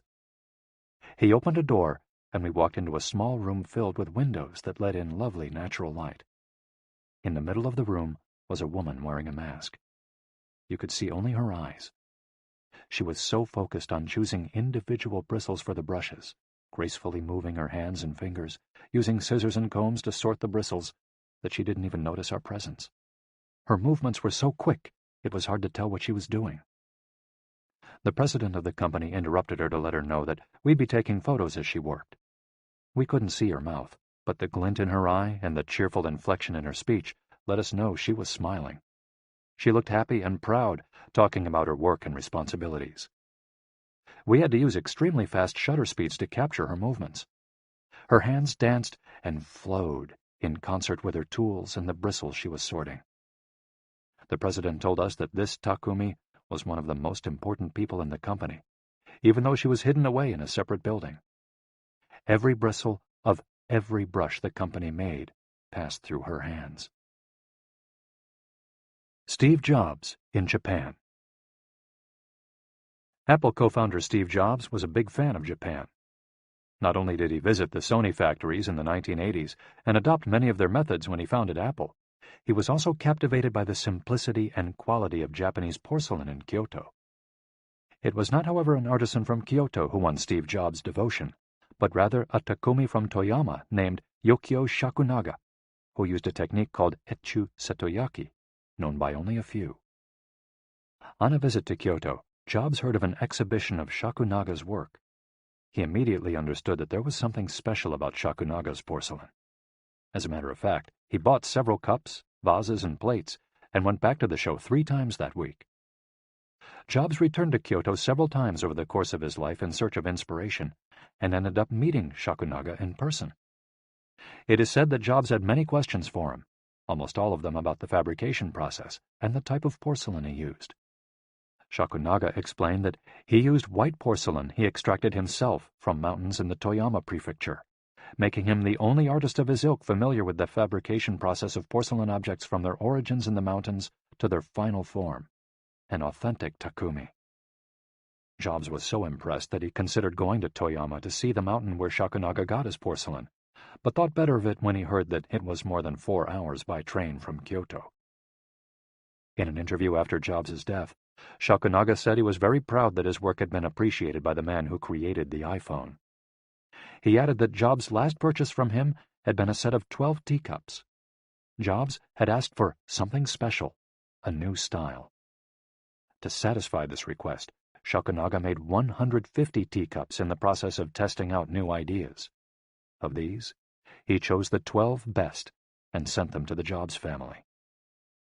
Ever since his first trip to Japan, Jobs was fascinated and inspired by the country's artisans, engineers, especially at Sony, philosophy, especially Zen, and cuisine, especially sushi. Sophisticated simplicity. What do Japanese artisans, engineers, Zen philosophy, and cuisine have in common? Simplicity and attention to detail. It is not a lazy simplicity, but a sophisticated one that searches out new frontiers, always taking the object, the body and mind, or the cuisine to the next level, according to one's Ikigai. As Csikszentmihalyi would say, the key is always having a meaningful challenge to overcome in order to maintain flow. The documentary Jiro Dreams of Sushi gives us another example of a Takumi, this time in the kitchen. Its protagonist has been making sushi every day for more than 80 years and owns a small sushi restaurant near the Ginza subway station in Tokyo. He and his son go every day to the famous Tsukiji fish market and choose the best fish to bring back to the restaurant. In the documentary, we see one of Jiro's apprentices learning to make tamago, a thin, slightly sweet omelet. No matter how hard he tries, he can't get Jiro's approval. He keeps practicing for years until he finally does. Why does the apprentice refuse to give up? Doesn't he get bored cooking eggs every day? No, because making sushi is his Ikigai too. Both Jiro and his son are culinary artists. They don't get bored when they cook. They achieve a state of flow. They enjoy themselves completely when they're in the kitchen. That is their happiness, their Ikigai. They've learned to take pleasure in their work, to lose their sense of time. Beyond the close relationship between father and son, which helps keep the challenge going each day, they also work in a quiet, peaceful environment that allows them to concentrate. Even after receiving a 3-star rating from Michelin, they never considered opening other locations or expanding the business. They serve just 10 patrons at a time at the bar of their small restaurant. Jiro's family isn't looking to make money. Instead, they value good working conditions and creating an environment in which they can flow while making the best sushi in the world. Jiro, like Yukio Shakunaga, begins his work at the source. He goes to the fish market to find the best tuna. Shakunaga goes to the mountains to find the best porcelain. When they get down to work, both become one with the object they are creating. This unity with the object that they reach in a state of flow takes on special meaning in Japan, where, according to Shintoism, forests, trees, and objects have a kami, spirit or god within them. When someone, whether an artist, an engineer, or a chef, sets out to create something, his or her responsibility is to use nature to give it life, while respecting that nature at every moment. During this process, the artisan becomes one with the object and flows with it. An ironworker would say that metal has a life of its own, just as someone making ceramics would say the clay does. The Japanese are skilled at bringing nature and technology together, not man versus nature, but a union of the two. The purity of Ghibli. There are those who say that the Shinto value of being connected with nature is vanishing. One of the harshest critics of this loss is another artist with a clearly defined Ikigai, Hayao Miyazaki, the director of the animated films produced by Studio Ghibli. In nearly all his films, we see humans, technology, fantasy, and nature in a state of conflict, and in the end, coming together. One of the most poignant metaphors in his film Spirited Away is an obese spirit covered in trash that represents pollution of the rivers. In Miyazaki's films, forests have personalities, trees have feelings, and robots befriend birds.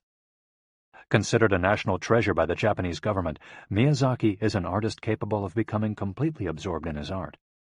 He uses a cell phone from the late 1990s, and he makes his entire team draw by hand. He directs his films by rendering on paper even the tiniest detail, achieving flow by drawing, not by using a computer. Thanks to this obsession on the director's part, Studio Ghibli is one of the only studios in the world where almost the entire production process is carried out using traditional techniques. Those who have visited Studio Ghibli know that it's fairly typical on a given Sunday to see a solitary individual tucked away in a corner, hard at work. A man in simple clothes who will greet them with an "Ohayo," hello, without looking up. Miyazaki is so passionate about his work that he spends many Sundays in the studio, enjoying the state of flow, putting his Ikigai above all else. Visitors know that under no circumstances is one to bother Miyazaki, who is known for his quick temper, especially if he is interrupted while drawing. In 2013, Miyazaki announced he was going to retire. To commemorate his retirement, the television station NHK made a documentary showing him in his last days at work. He is drawing in nearly every scene of the film. In one scene, several of his colleagues are seen coming out of a meeting, and there he is, drawing in a corner, paying no attention to them.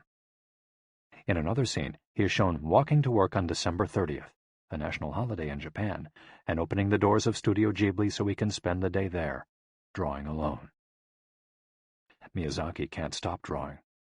The day after his retirement, instead of going on vacation or staying at home, he went to Studio Ghibli and sat down to draw. His colleagues put on their best poker faces, not knowing what to say. 1 year later, he announced he wouldn't make any more feature films, but that he would keep on drawing until the day he died. Can someone really retire if he's passionate about what he does? The recluses. It is not only the Japanese who have this capacity. There are artists and scientists all over the world with strong, clear ikigais.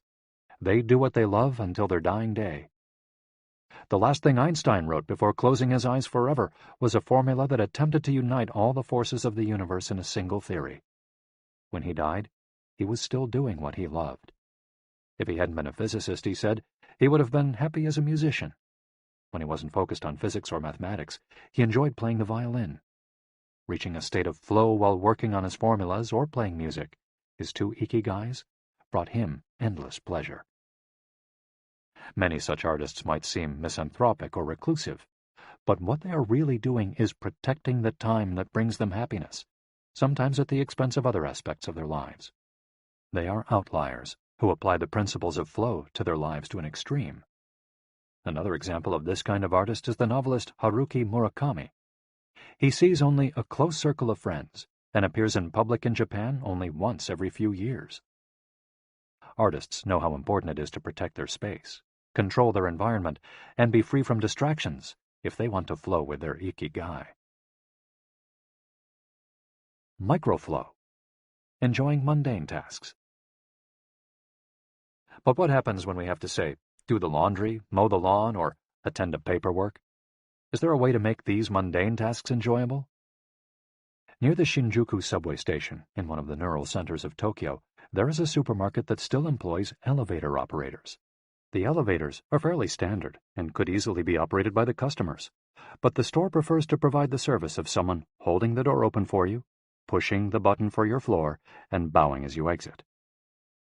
If you ask around, you'll learn that there is one elevator operator who has been doing the same job since 2004. She is always smiling and enthusiastic about her work. How is she able to enjoy such a job? Doesn't she get bored doing something so repetitive?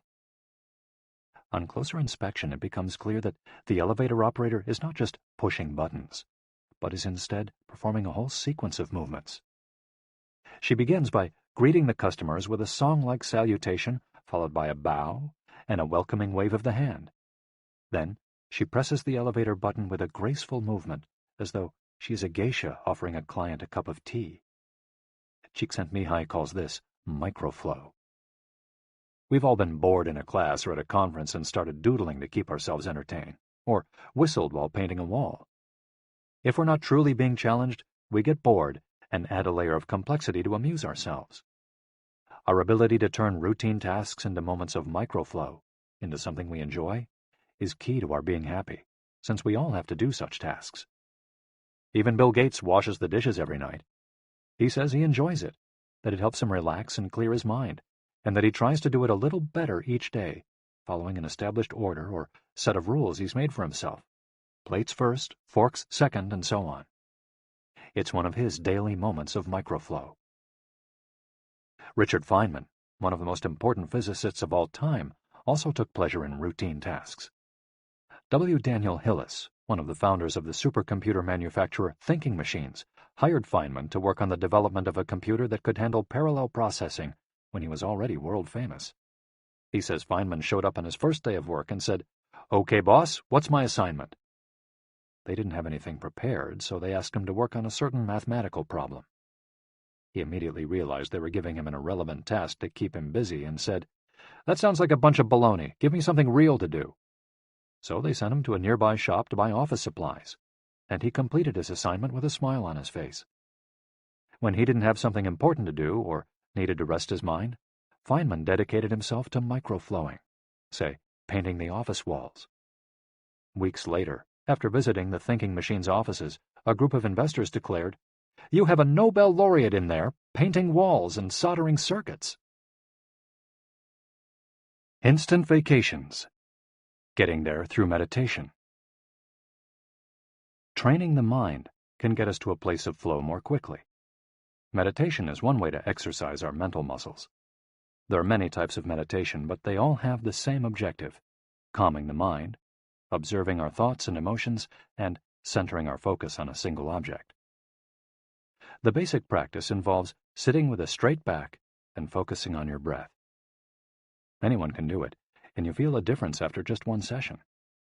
By fixing your attention on the air moving in and out of your nose, you can slow the torrent of thoughts and clear your mental horizons. The Archer's Secret. The winner of the 1988 Olympic gold medal for archery was a 17-year-old woman from South Korea. When asked how she prepared, she replied that the most important part of her training was meditating for 2 hours each day.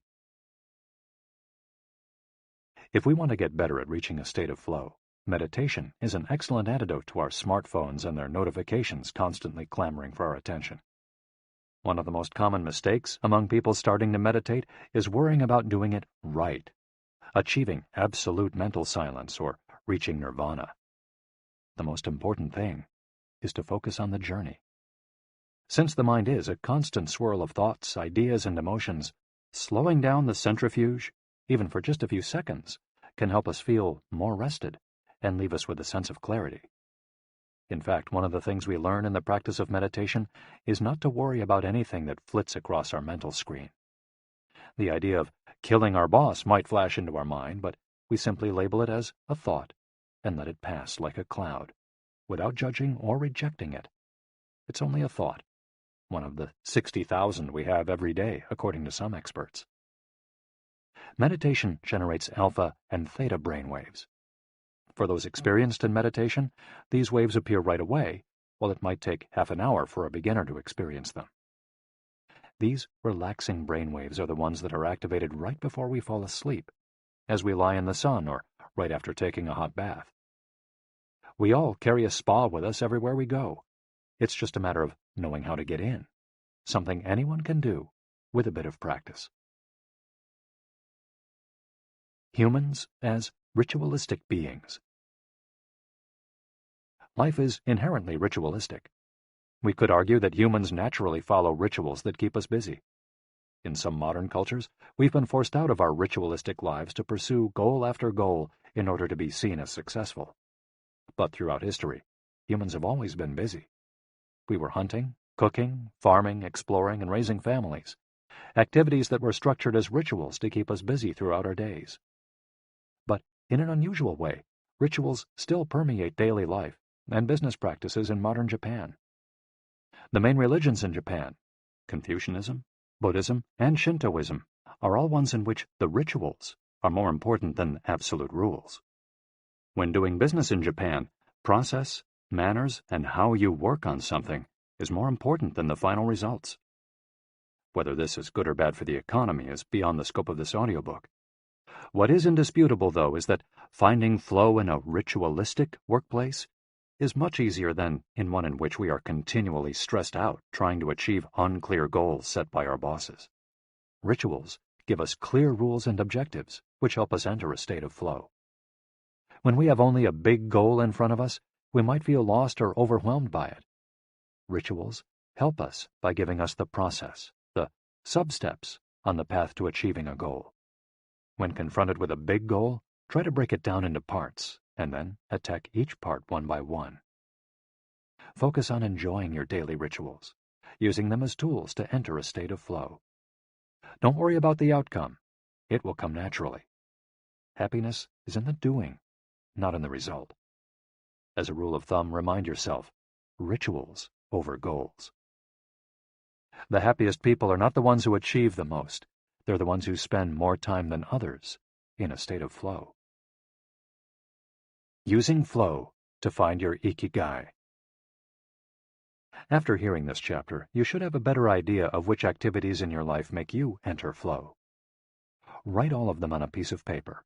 Then, ask yourself 3 questions. What do the activities that drive you to flow have in common? Why do these activities drive you to flow?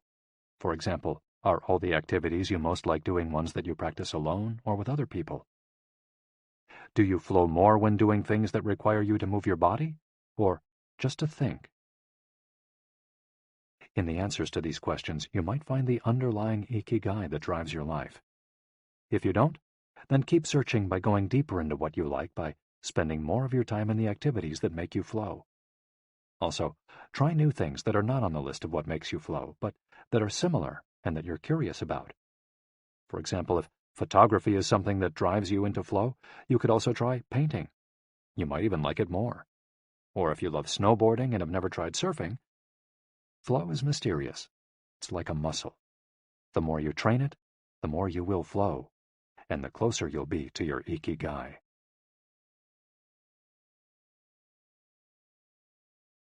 Chapter 5. Masters of Longevity. Words of wisdom from the longest living people in the world. When we started working on this audiobook, we didn't want to just research the factors that contribute to a long and happy life. We wanted to hear from the true masters of this art. The interviews we conducted in Okinawa merit their own chapter, but in the section that precedes it, we've provided an overview of the life philosophies of a few international champions of longevity. We're talking about super centenarians, people who live to 110 years of age or more. The term was coined in 1970 by Norris McWhirter, editor of the Guinness Book of World Records. Its use became more widespread in the 1990s after it appeared in William Strauss and Neil Howe's Generations. Today, there are an estimated 300 to 450 supercentenarians in the world, although the age of only around 75 of them has been confirmed. They aren't superheroes, but we could see them as such for having spent far more time on this planet than the average life expectancy would predict. Given the rise in life expectancy around the world, the number of supercentenarians might also increase. A healthy and purposeful life could help us join their ranks. Let's take a look at what a few of them have to say. Misao Okawa, 117. Eat and sleep, and you'll live a long time. You have to learn to relax. According to the Gerontology Research Group, until April 2015, the oldest living person in the world was Misao Okawa, who passed away in a care facility in Osaka, Japan after living for 117 years, 27 days. The daughter of a textile merchant, she was born in 1898, when Spain lost its colonies in Cuba and the Philippines, and the United States annexed Hawaii and launched Pepsi-Cola. Until she was 110, this woman, who lived in 3 different centuries, cared for herself unassisted. When specialists asked about her self-care routine, Misao answered simply, "Eating sushi and sleeping," to which we should add, having a tremendous thirst for life. When they inquired about her secret for longevity, she answered with a smile, "I ask myself the same thing." Proof that Japan continues to be a factory of long life. In July of the same year, Sakari Momoi passed away at 112 years and 150 days old. At the time, he was the oldest man in the world, though he was younger than 57 women. Maria Capovilla, 116. I've never eaten meat in my life. Born in Ecuador in 1889, Maria Capovilla was recognized by Guinness as the world's oldest person. She died of pneumonia in 2006 at 116 years and 347 days old, leaving behind 3 children, 12 grandchildren, and 20 great and great-great-grandchildren. She gave one of her last interviews at age 107, sharing her memories and her thoughts. I'm happy, and I give thanks to God who keeps me going. I never thought I'd live so long. I thought I'd die long ago. My husband, Antonio Capovilla, was the captain of a ship. He passed away at 84. We had 2 daughters and a son, and now I have many grandchildren and great-grandchildren. Things were better back in the old days. People behaved better. We used to dance, but we were more restrained. There was this one song I loved dancing to, Maria, by Luis Alarcón. I still remember most of the words. I also remember many prayers and say them every day. I like the waltz, and can still dance it. I also still make crafts. I do some of the things I did when I was in school. When she had finished recalling her past, she began to dance, one of her great passions, with an energy that made her seem decades younger. When asked about her secret for longevity, she responded simply, I don't know what the secret to long life is. The only thing I do is I've never eaten meat in my life. I attribute it to that. Jean Calment, 122. Everything's fine. Born in Arles, France, in February 1875, Jean Calment lived until August 4, 1997, making her, at 122, the oldest person of verified age in history. She jokingly said that she competed with Methuselah, and there is no question that she broke numerous records as she went on celebrating birthdays. She died of natural causes at the end of a happy life, during which she denied herself almost nothing. She rode a bicycle until she turned 100. She lived on her own until 110, when she agreed to move into a nursing home after accidentally starting a small fire in her apartment. She stopped smoking at 120, when her cataracts started making it hard for her to bring a cigarette to her lips. One of her secrets may have been her sense of humor. As she said on her 120th birthday, I see badly, I hear badly, and I feel bad, but everything's fine. Walter Bruning, 114.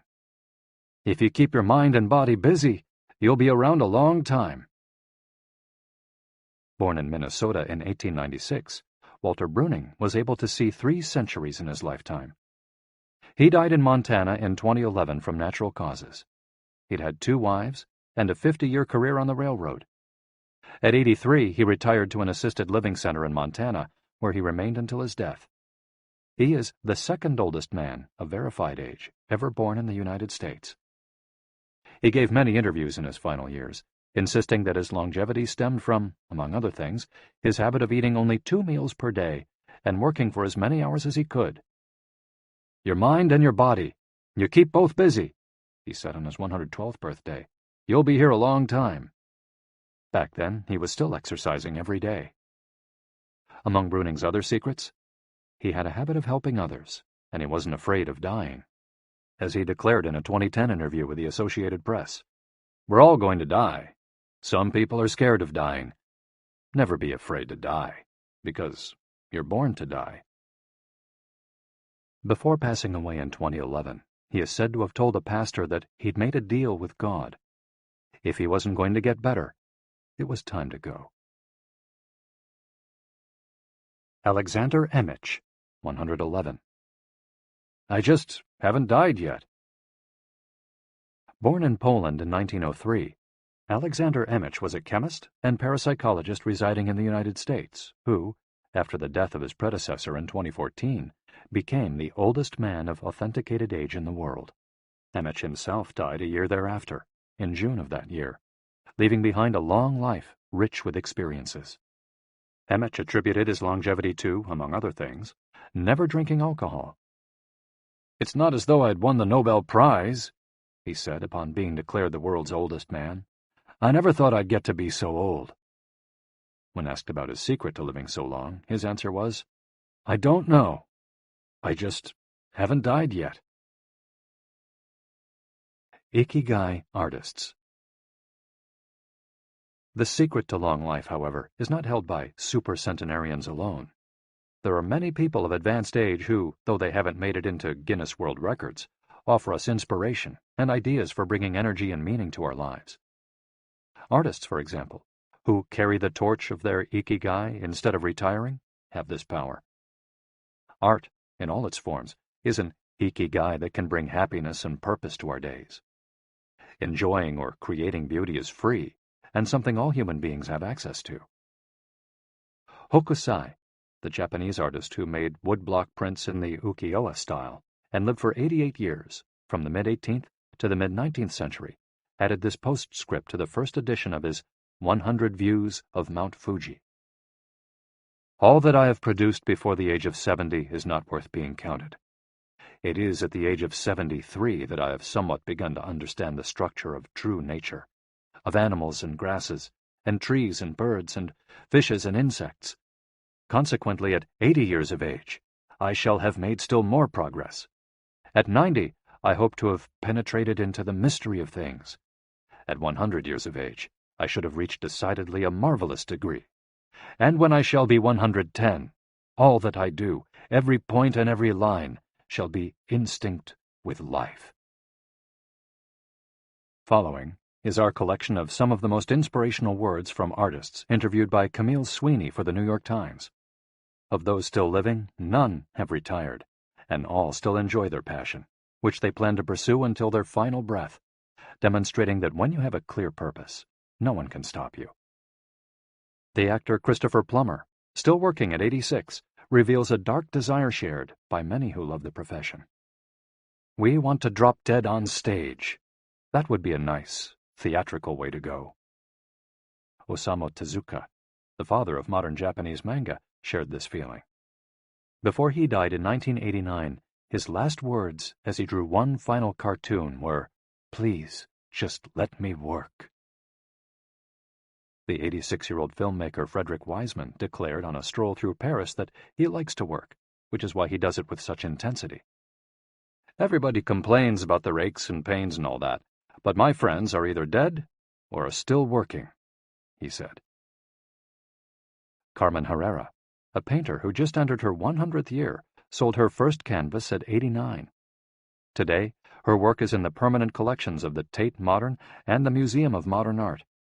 When asked how she viewed her future, she responded, "I am always waiting to finish the next thing. Absurd, I know. I go day by day." Never stop learning. You may grow old and trembling in your anatomies. You may lie awake at night listening to the disorder of your veins. You may miss your only love.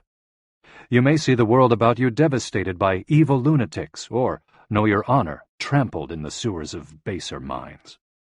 There is only one thing for it, then: to learn. Learn why the world wags, and what wags it. That is the only thing which the mind can never exhaust, never alienate, never be tortured by, never fear or distrust, and never dream of regretting. T.H. White, the once and future king. For his part, naturalist and author Edward O. Wilson asserted, "I feel I have enough experience to join those who are addressing big questions.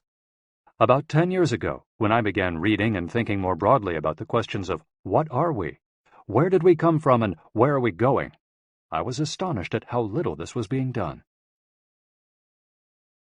Ellsworth Kelly, an artist who passed away in 2015 at the age of 92, assured us that the idea that we lose our faculties with age is, in part, a myth, because instead we develop a greater clarity and capacity for observation. It's one thing about getting older. You see more.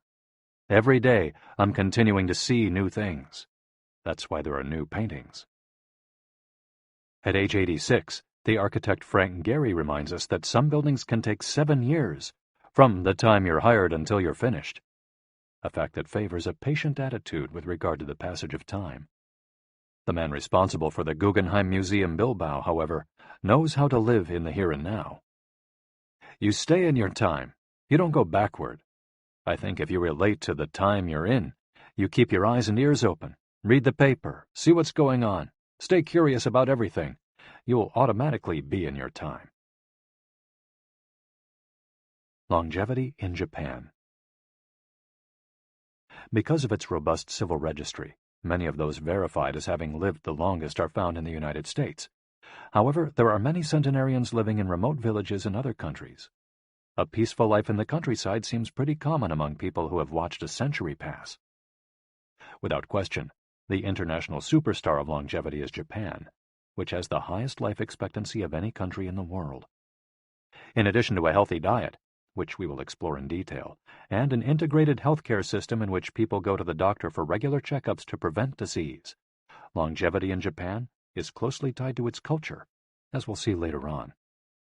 The sense of community and the fact that Japanese people make an effort to stay active until the very end are key elements of their secret to long life. If you want to stay busy even when there's no need to work, there has to be an Ikigai on your horizon, a purpose that guides you throughout your life and pushes you to make things of beauty and utility for the community and yourself. Chapter 6.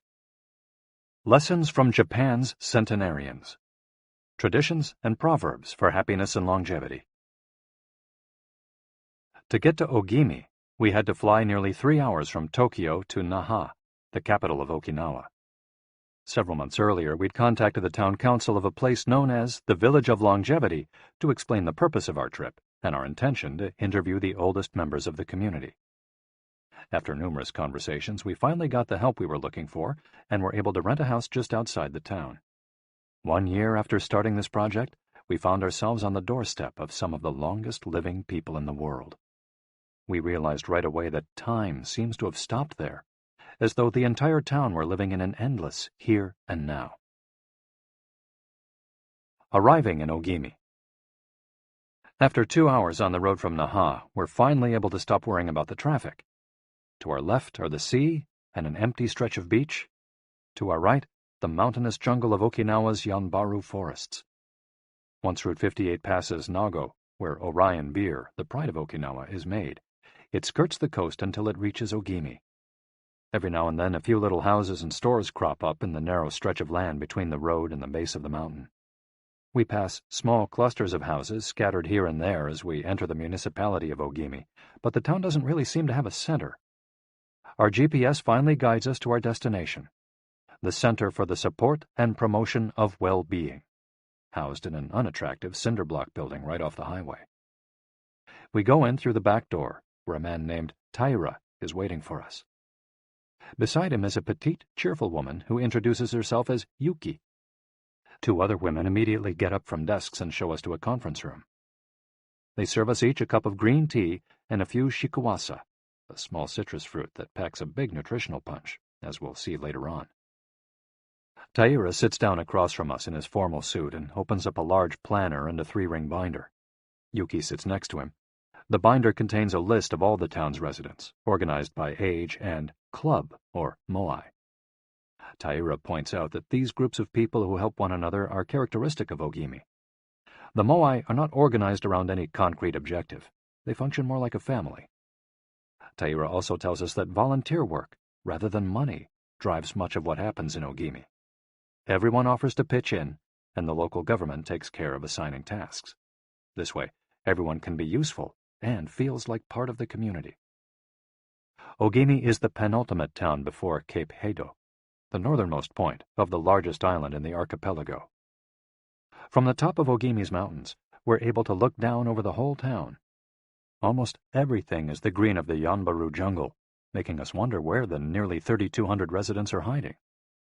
We can see a few houses, but they're scattered in little clusters near the sea or in small valleys, accessible by side roads. Communal life. We're invited to eat in one of Ogimi's few restaurants, but when we arrive, the only 3 tables are already reserved. "Don't worry, we'll go to Churaumi instead. It never fills up," says Yuki, walking back to the car. She's still driving at age 88, and takes great pride in that. Her co-pilot is 99, and has also decided to spend the day with us. We have to drive fast to keep up with them on a highway that is sometimes more dirt than asphalt. Finally reaching the other end of the jungle, we can at last sit down to eat. "I don't really go to restaurants," Yuki says as we take our seats. "Almost everything I eat comes from my vegetable garden, and I buy my fish from Tanaka, who's been my friend forever." The restaurant is right by the sea, and seems like something from the planet Tatooine from Star Wars. The menu boasts in large letters that it serves slow food, prepared with organic vegetables grown in the town. "But really," Yuki continues, "food is the least important thing." She is extroverted and rather pretty. She likes to talk about her role as the director of several associations run by the local government. "Food won't help you live longer," she says, bringing to her lips a bite of the diminutive confection that followed our meal. "The secret is smiling and having a good time." There are no bars and only a few restaurants in Ogimi, but those who live there enjoy a rich social life that revolves around community centers.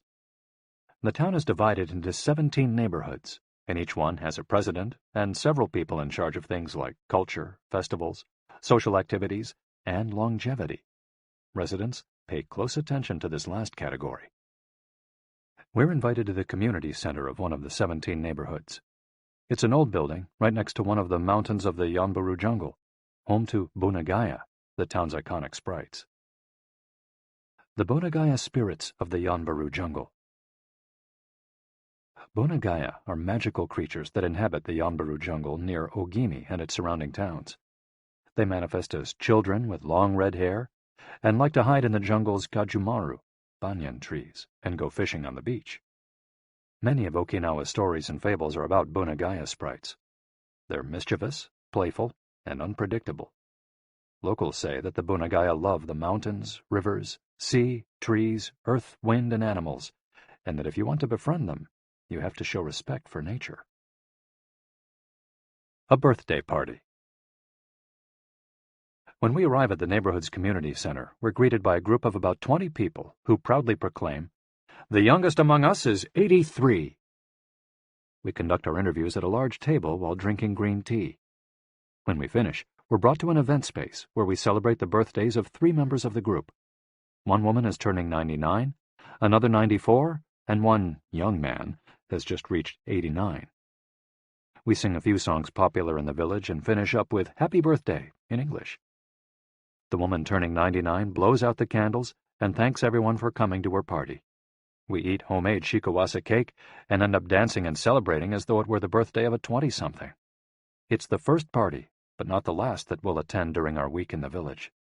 We'll also do karaoke with a group of seniors who sing better than we do, and attend a traditional festival with local bands, dancers, and food stands at the foot of a mountain. Celebrate each day together. Celebrations seem to be an essential part of life in Ogimi. We're invited to watch a game of gate ball, one of the most popular sports among Okinawa's older residents. It involves hitting a ball with a mallet-like stick. It's a low-impact sport that can be played anywhere, and it's a good excuse to move around and have fun as a group. The residents hold local competitions, and there is no age limit for participants. We participate in the weekly game and lose to a woman who recently turned 104. Everyone cheers, and the defeated look on our faces elicits laughter. In addition to playing and celebrating as a community, spirituality is also essential to the happiness of the village's residents. The gods of Okinawa. The main religion in Okinawa is known as Ryukyu Shinto. Ryukyu is the original name of the Okinawa archipelago, and Shinto means the path of the gods. Ryukyu Shinto combines elements of Chinese Taoism, Confucianism, Buddhism, and Shintoism with shamanistic and animistic elements. According to this ancient faith, the world is populated by an infinite number of spirits divided into several types: spirits of the home, of the forest, of the trees, and of the mountains. It's important to appease these spirits through rituals and festivals, and by consecrating sacred grounds. Okinawa is full of sacred jungles and forests, where many of the two main kinds of temples are found, the Utaki and the Uganju. We visited an Uganju, or small open-air temple, adorned with incense and coins, next to a waterfall in Ogimi. The Utaki is a collection of stones where people go to pray and where, supposedly, spirits gather. In Okinawa's religious practice, women are considered spiritually superior to men, whereas the opposite is true of traditional Shintoism in the rest of Japan. Yuta are women chosen as mediums by their communities to make contact with the spirit realm through traditional rites. Ancestor worship is another important feature of spiritual practice in Okinawa, and in Japan in general. The home of each generation's firstborn usually contains a butsudan, or small altar, used to pray for and make offerings to the family's ancestors. Mabui. Every person has an essence, or mabui. This mabui is our spirit and the source of our life force. It is immortal and makes us who we are. Sometimes the mabui of someone who has died is trapped in the body of a living person. This situation requires a separation ritual to free the mabui of the deceased. It often happens when a person dies suddenly, especially at a young age, and his or her mabui does not want to move on to the realm of the dead. A mabui can also be passed from person to person by physical contact. A grandmother who leaves her granddaughter a ring transfers a part of her mabui to her. Photographs can also be a medium for passing mabui among people. The older, the stronger. Looking back, our days in Ogimi were intense but relaxed, sort of like the lifestyle of the locals, who always seemed to be busy with important tasks, but who, upon closer inspection, did everything with a sense of calm. They were always pursuing their Ikigai, but they were never in a rush. Not only did they seem to be happily busy, but we also noticed that they followed the other principles for happiness that Washington Burnap stated 200 years ago. The grand essentials to happiness in this life are something to do, something to love, and something to hope for. On our last day, we went to buy gifts at a small market at the edge of town. The only things sold there are local vegetables, green tea, and shikawasa juice, along with bottles of water from a spring hidden in the Yanburu forests, bearing labels that read, "Longevity Water." We bought ourselves some of this longevity water and drank it in the parking lot, looking out over the sea and hoping that the little bottles that promised a magic elixir would bring us health and long life, and would help us find our own Ikigai. Then we took a photo with a statue of Abunagaya and walked up to it one last time to read the inscription. A declaration from the town where people live longest. At 80, I am still a child. When I come to see you at 90, send me away to wait until I am 100. The older, the stronger. Let us not depend too much on our children as we age. If you seek long life and health, you are welcome in our village, where you will be blessed by nature, and together we will discover the secret to longevity. April 23, 1993, Ogimi Federation of Senior Citizens Clubs. The interviews. Over the course of a week, we conducted a total of 100 interviews, asking the eldest members of the community about their life philosophy, their Ikigai, and the secrets to longevity. We filmed these conversations with 2 cameras for use in a little documentary, and chose a few especially meaningful and inspiring statements to include in this section of the audiobook. 1. Don't worry. The secret to a long life is not to worry, and to keep your heart young. Don't let it grow old. Open your heart to people with a nice smile on your face. If you smile and open your heart, your grandchildren and everyone else will want to see you. The best way to avoid anxiety is to go out in the street and say hello to people. I do it every day. I go out there and say hello and see you later. Then I go home and care for my vegetable garden. In the afternoon, I spend time with friends. Here, everyone gets along. We try not to cause problems. Spending time together and having fun is the only thing that matters. 2. Cultivate good habits. I feel joy every morning waking up at 6 and opening the curtains to look out at my garden where I grow my own vegetables.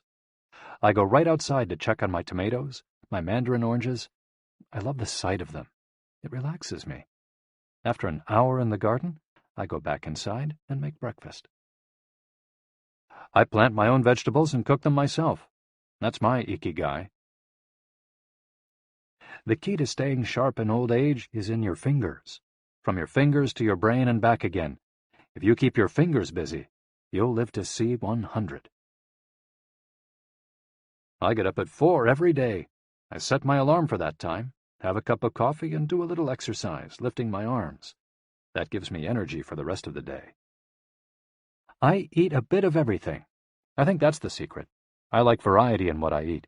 I think it tastes better. Working. If you don't work, your body breaks down. When I wake up, I go to the Butsudan and light incense.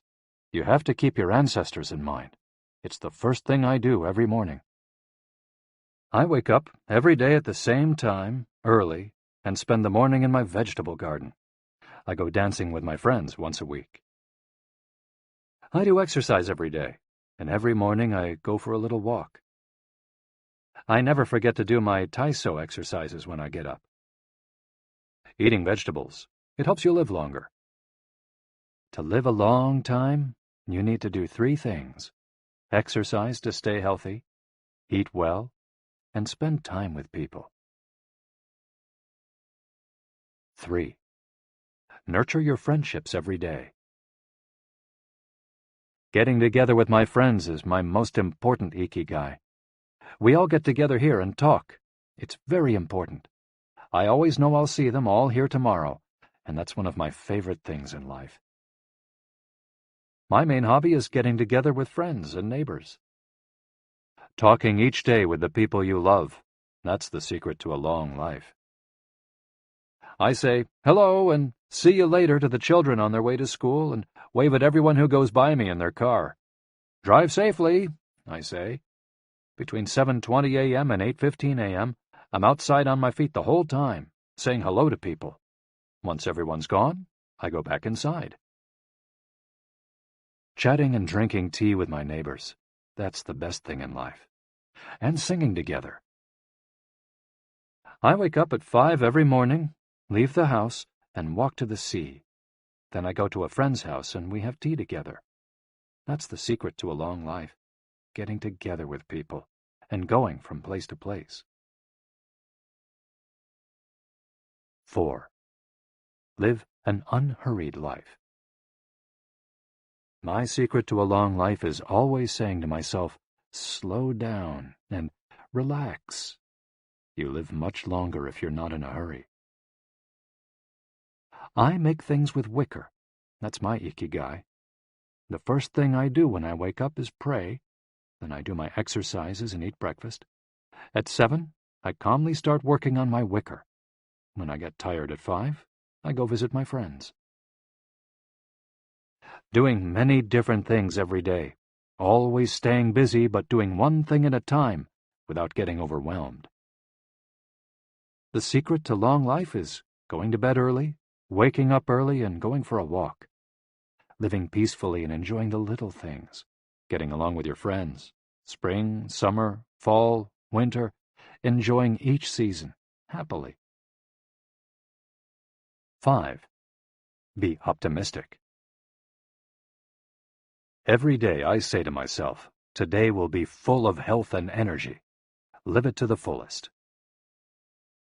I'm 98, but consider myself young. I still have so much to do. Laugh. Laughter is the most important thing. I laugh wherever I go. I'm going to live to be 100.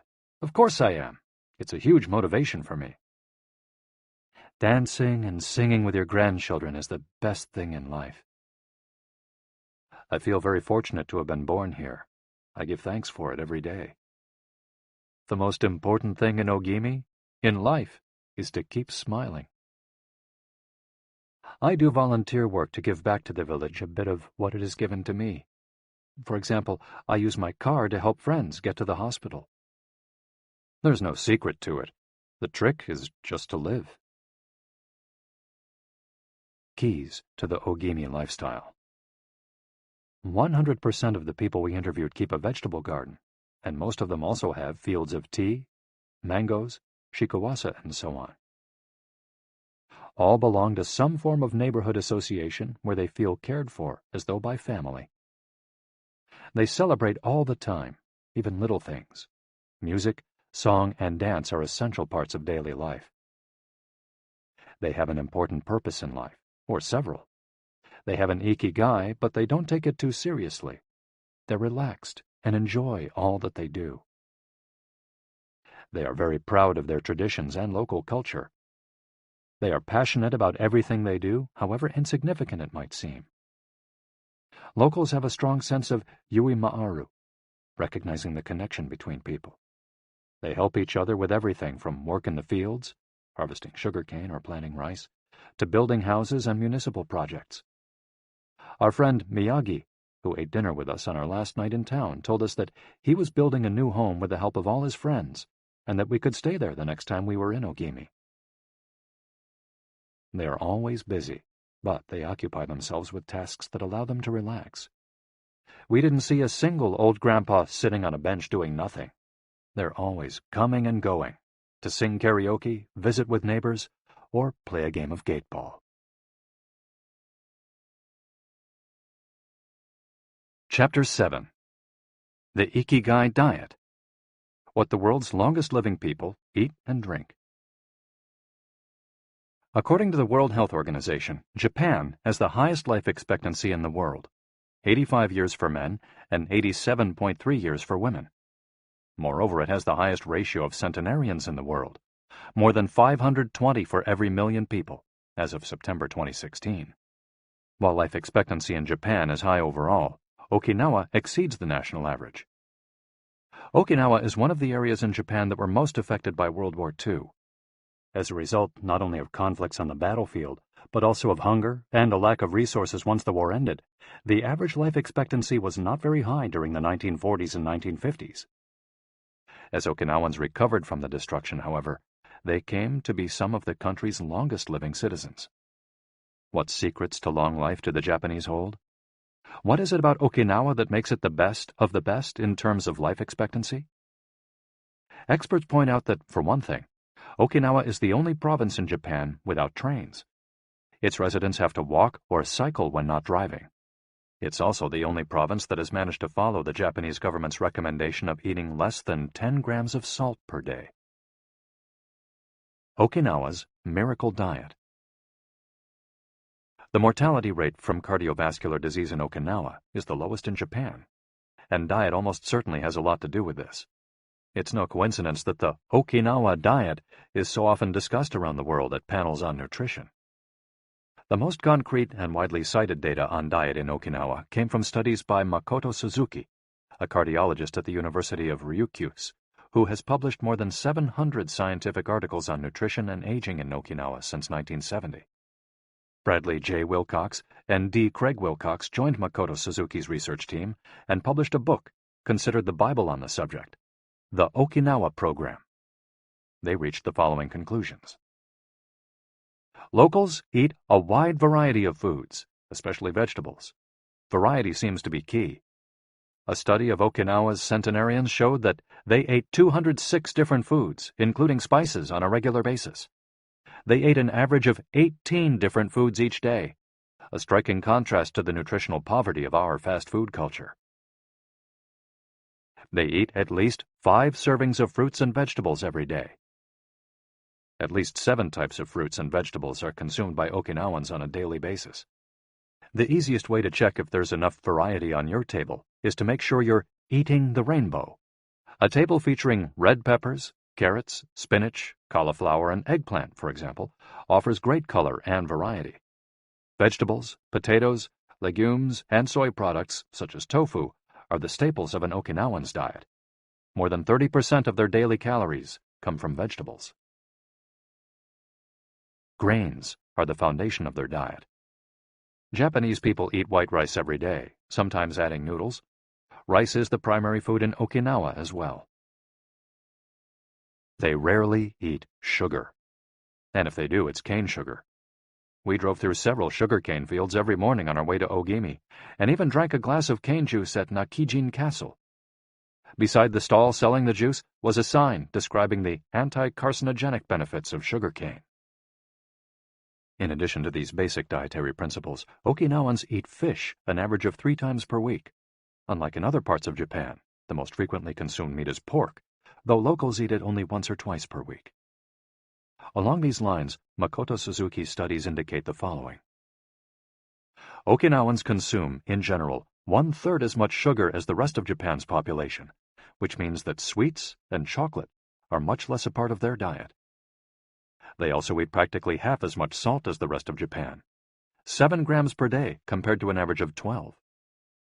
They consume fewer calories, an average of 1,785 per day, compared to 2,068 in the rest of Japan. In fact, low caloric intake is common among the 5 blue zones. Hara-hachi-bu. This brings us back to the 80% rule we mentioned in the first chapter, a concept known in Japanese as hara-hachi-bu. It's easy to do. When you notice you're almost full but could have a little more, just stop eating. One easy way to start applying the concept of hara-hachi-bu is to skip dessert, or to reduce portion size. The idea is to still be a little bit hungry when you finish. This is why portion size tends to be much smaller in Japan than in the West. Food isn't served as appetizers, main courses, and dessert. Instead, it's much more common to see everything presented at once on small plates. One with rice, another with vegetables, a bowl of miso soup, and something to snack on. Serving food on many small plates makes it easier to avoid eating too much, and facilitates the varied diet discussed at the beginning of this chapter. Hara-hachi-bu is an ancient practice. The 12th century book on Zen Buddhism, Zazen Youjinki, recommends eating 2/3 as much as you might want to. Eating less than one might want is common among all Buddhist temples in the East. Perhaps Buddhism recognized the benefits of limiting caloric intake more than 9 centuries ago. So, eat less to live longer? Few would challenge this idea. Without taking it to the extreme of malnutrition, of course, eating fewer calories than our bodies ask for seems to increase longevity. The key to staying healthy while consuming fewer calories is eating foods with a high nutritional value, especially superfoods, and avoiding those that add to our overall caloric intake but offer little to no nutritional value. The calorie restriction we've been discussing is one of the most effective ways to add years to your life. If the body regularly consumes enough or too many calories, it gets lethargic and starts to wear down, expending significant energy on digestion alone. Another benefit of calorie restriction is that it reduces levels of IGF-1, insulin-like growth factor 1, in the body. IGF-1 is a protein that plays a significant role in the aging process. It seems that one of the reasons humans and animals age is an excess of this protein in their blood.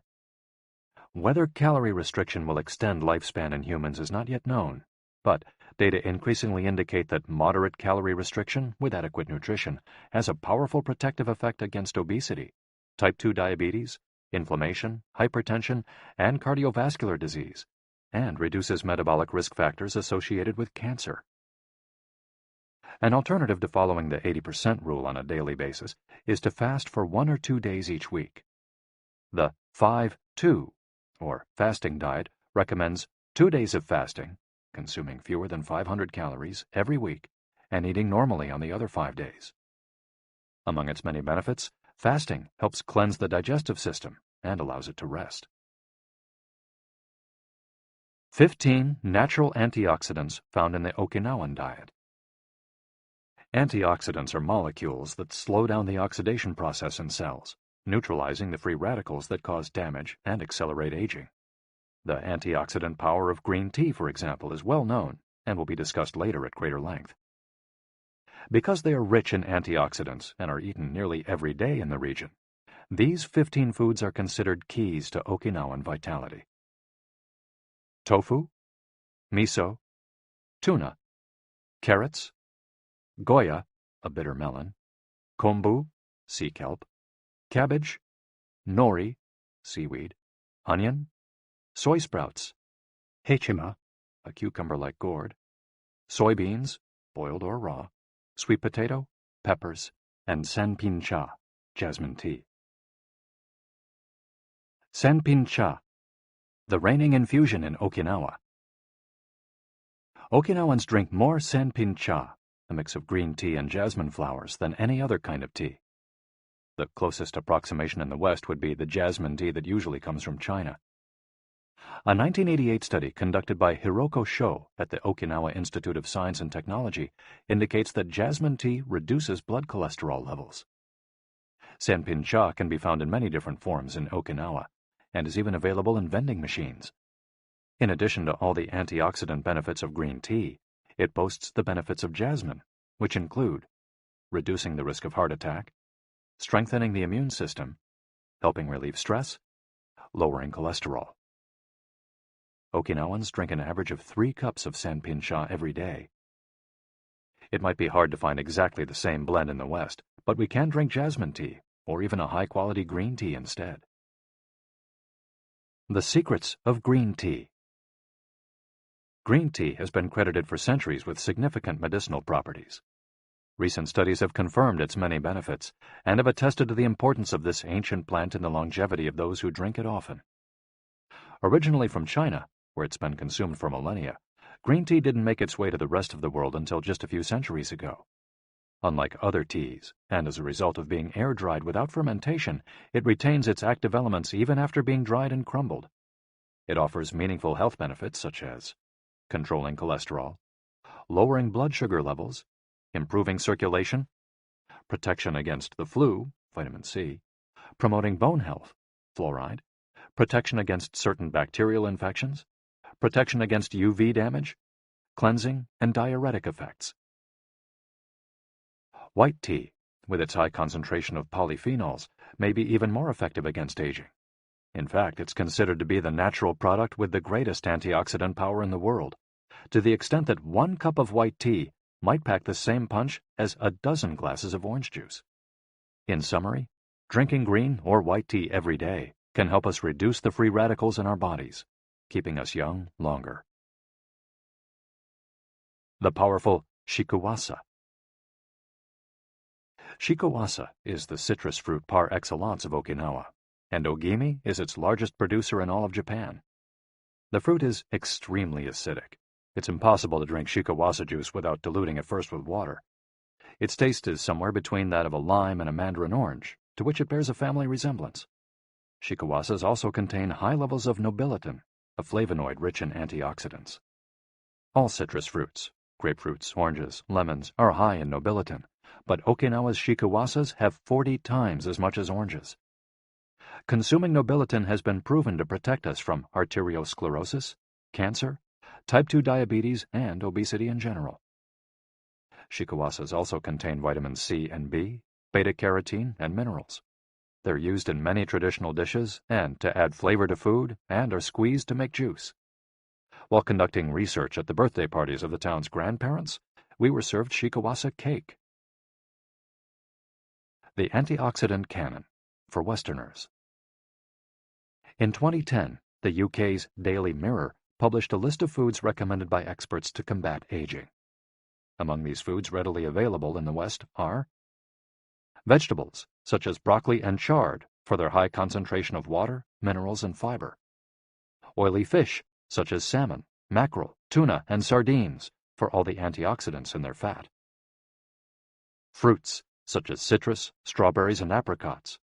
They're an excellent source of vitamins and help eliminate toxins from the body.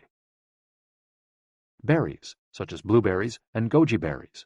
They're rich in phytochemical antioxidants. Dried fruits, which contain vitamins and antioxidants and give you energy. Grains, such as oats and wheat, which give you energy and contain minerals. Olive oil, for its antioxidant effects that show in your skin. Red wine, in moderation, for its antioxidant and vasodilatory properties. Foods that should be eliminated are refined sugar and grains, processed baked goods, and prepared foods, along with cow's milk and all its derivatives. Following this diet will help you feel younger and slow the process of premature aging. Chapter 8. Gentle Movements, Longer Life. Exercises from the East that promote health and longevity. Studies from the Blue Zone suggest that the people who live the longest are not the ones who do the most exercise, but rather the ones who move the most. When we visited Ogimi, the village of longevity, we discovered that even people over 80 and 90 years old are still highly active. They don't stay at home looking out the window or reading the newspaper. Ogimi's residents walk a lot, do karaoke with their neighbors, get up early in the morning, and as soon as they've had breakfast, or even before, head outside to weed their gardens. They don't go to the gym or exercise intensely, but they almost never stop moving in the course of their daily routines. As easy as getting out of your chair. Metabolism slows down 90% after 30 minutes of sitting. The enzymes that move the bad fat from your arteries to your muscles, where it can get burned off, slow down. And after 2 hours, good cholesterol drops 20%. Just getting up for 5 minutes is going to get things going again.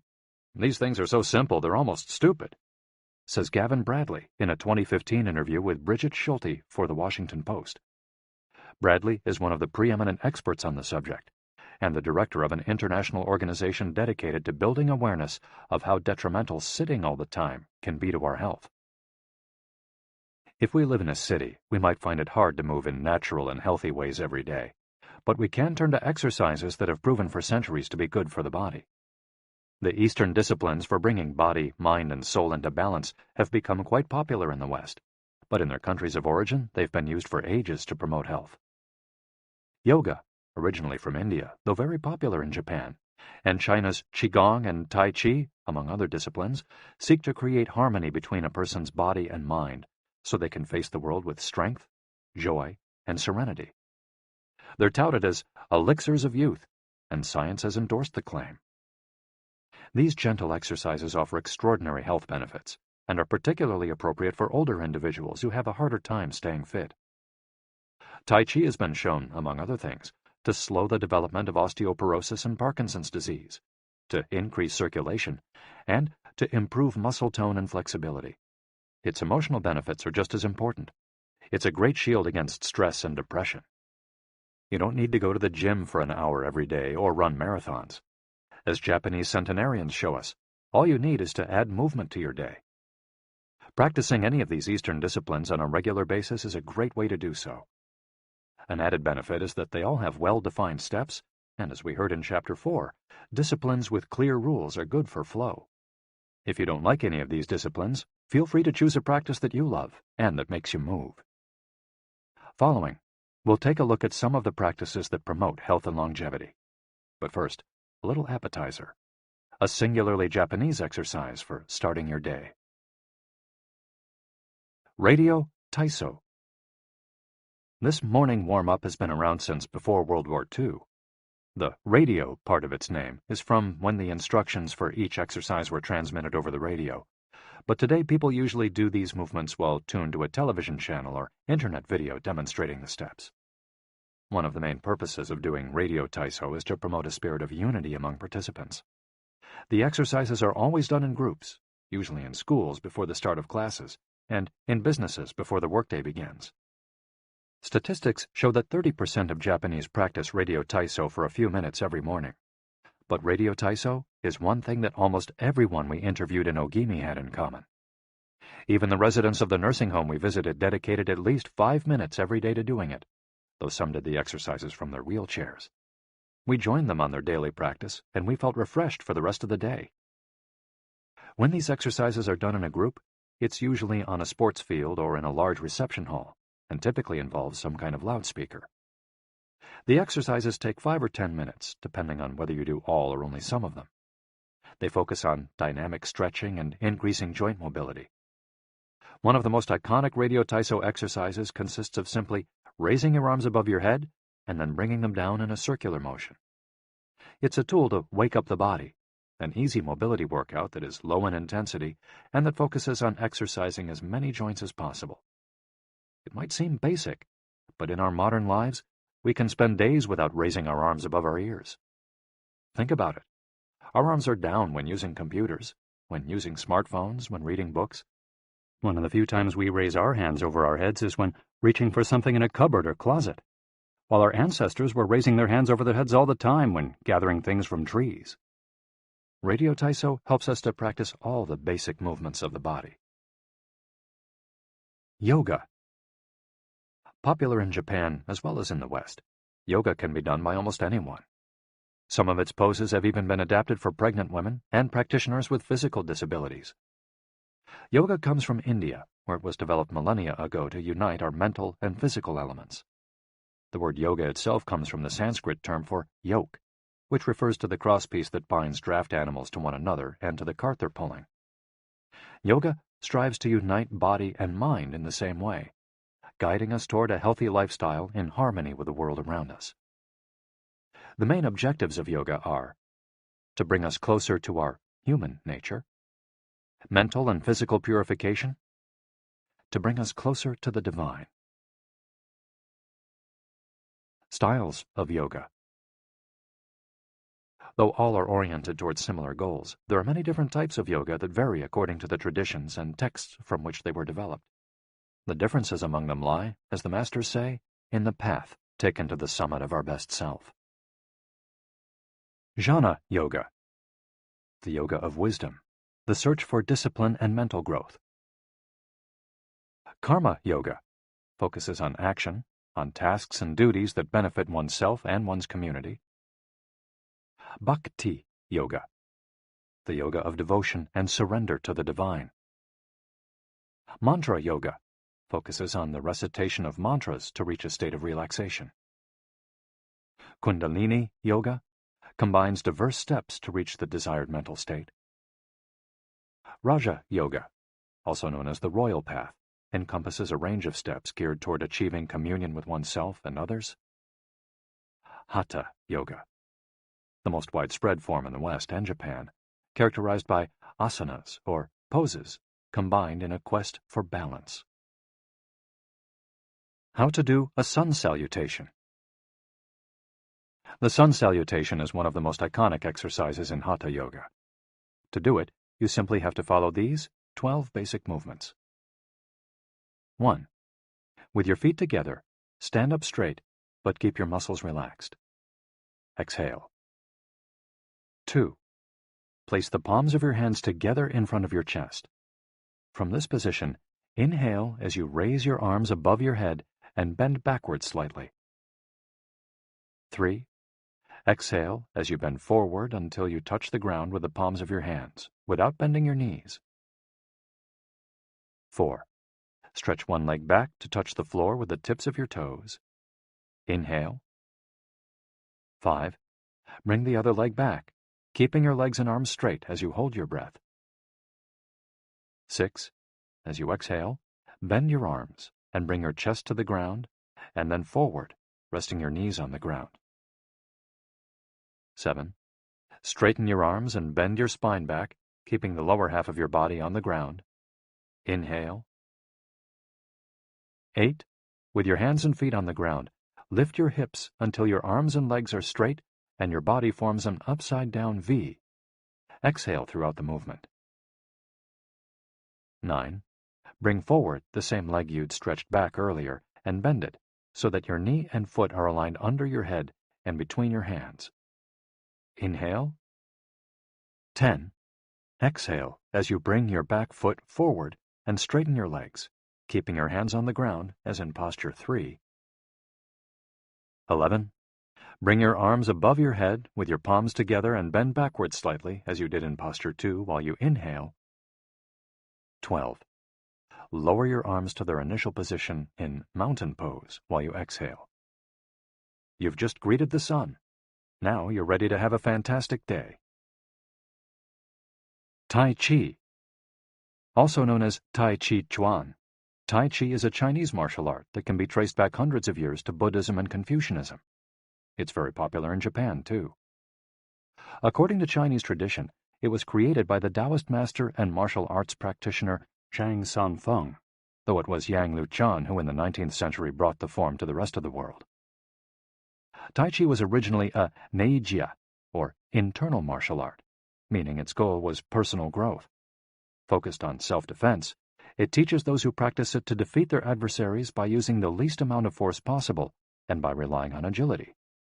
Tai Chi, which was also seen as a means of healing body and mind, would go on to be used more frequently to foster health and inner peace.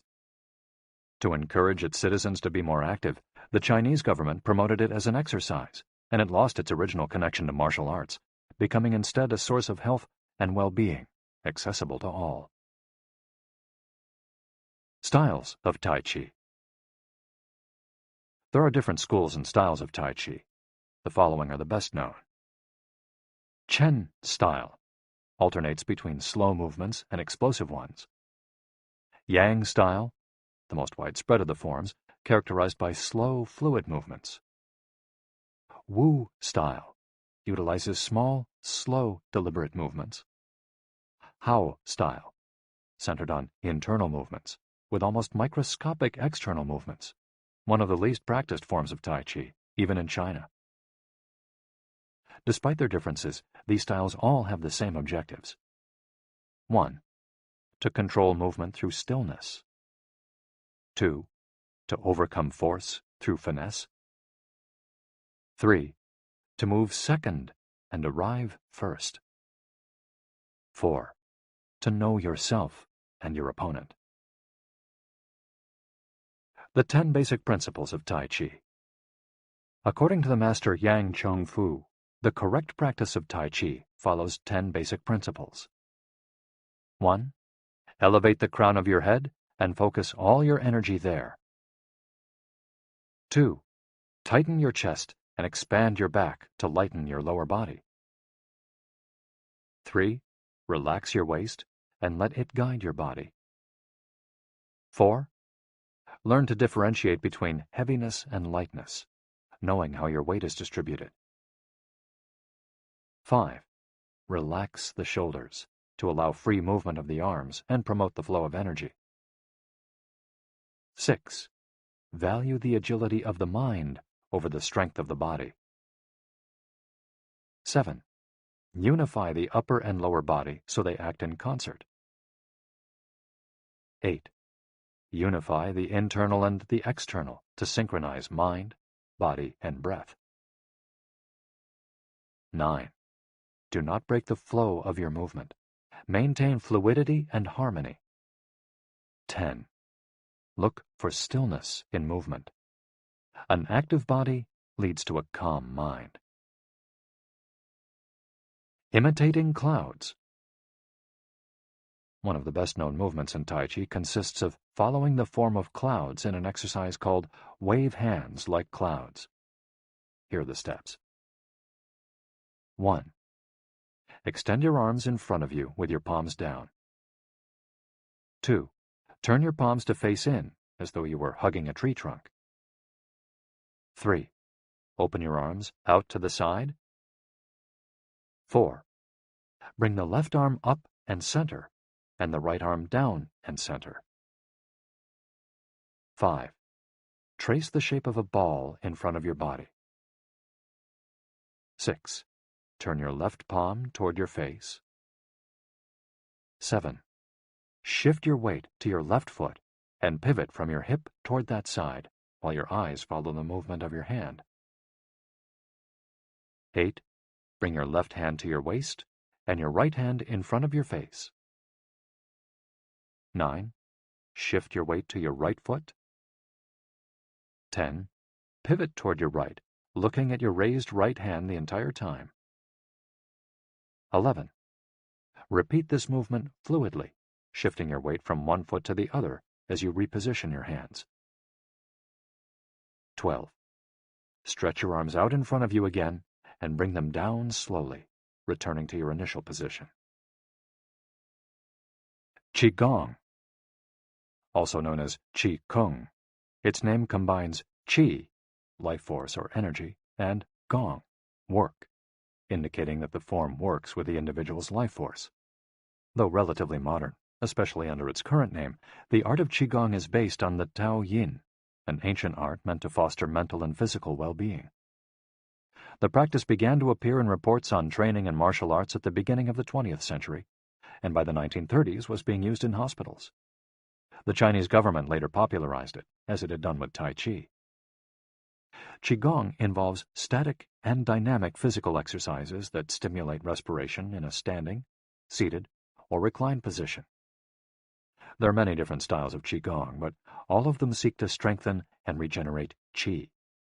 Though its movements are typically gentle, the practice is intense.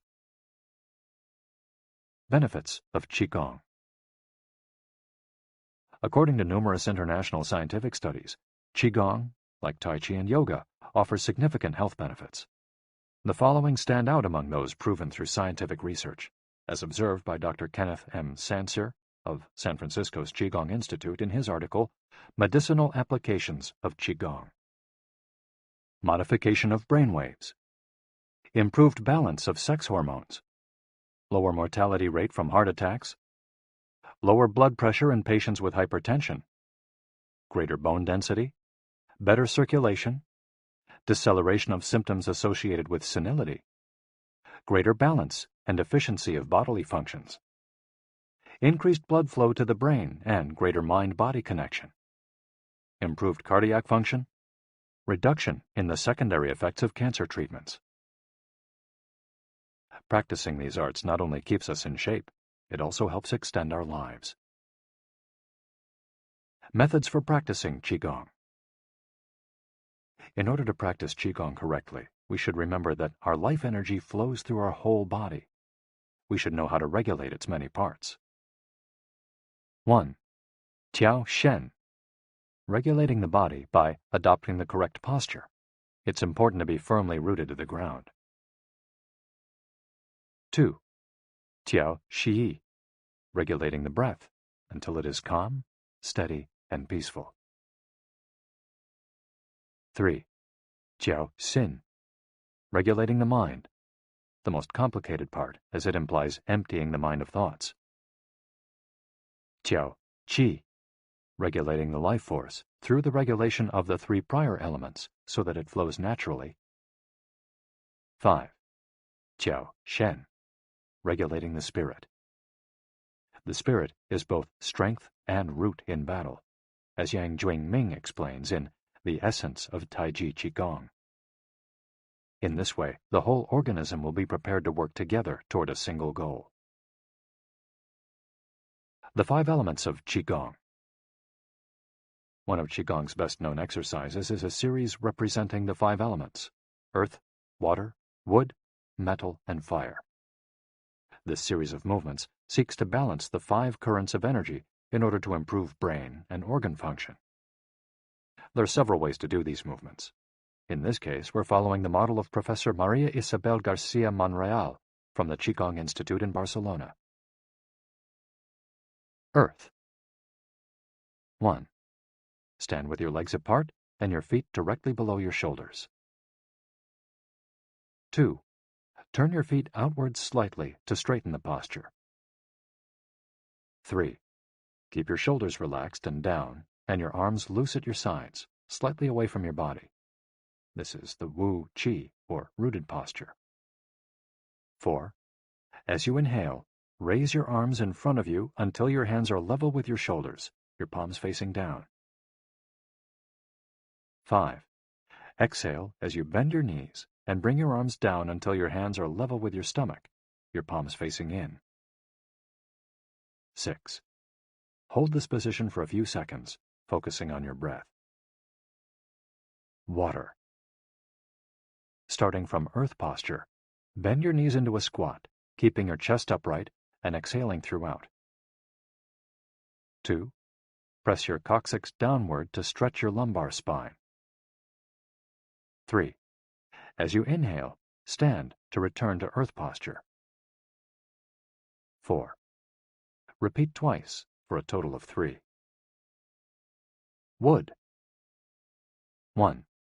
Starting from earth posture, turn your palms upward and open your arms to the side, forming a circle as you inhale until your hands are level with your clavicle.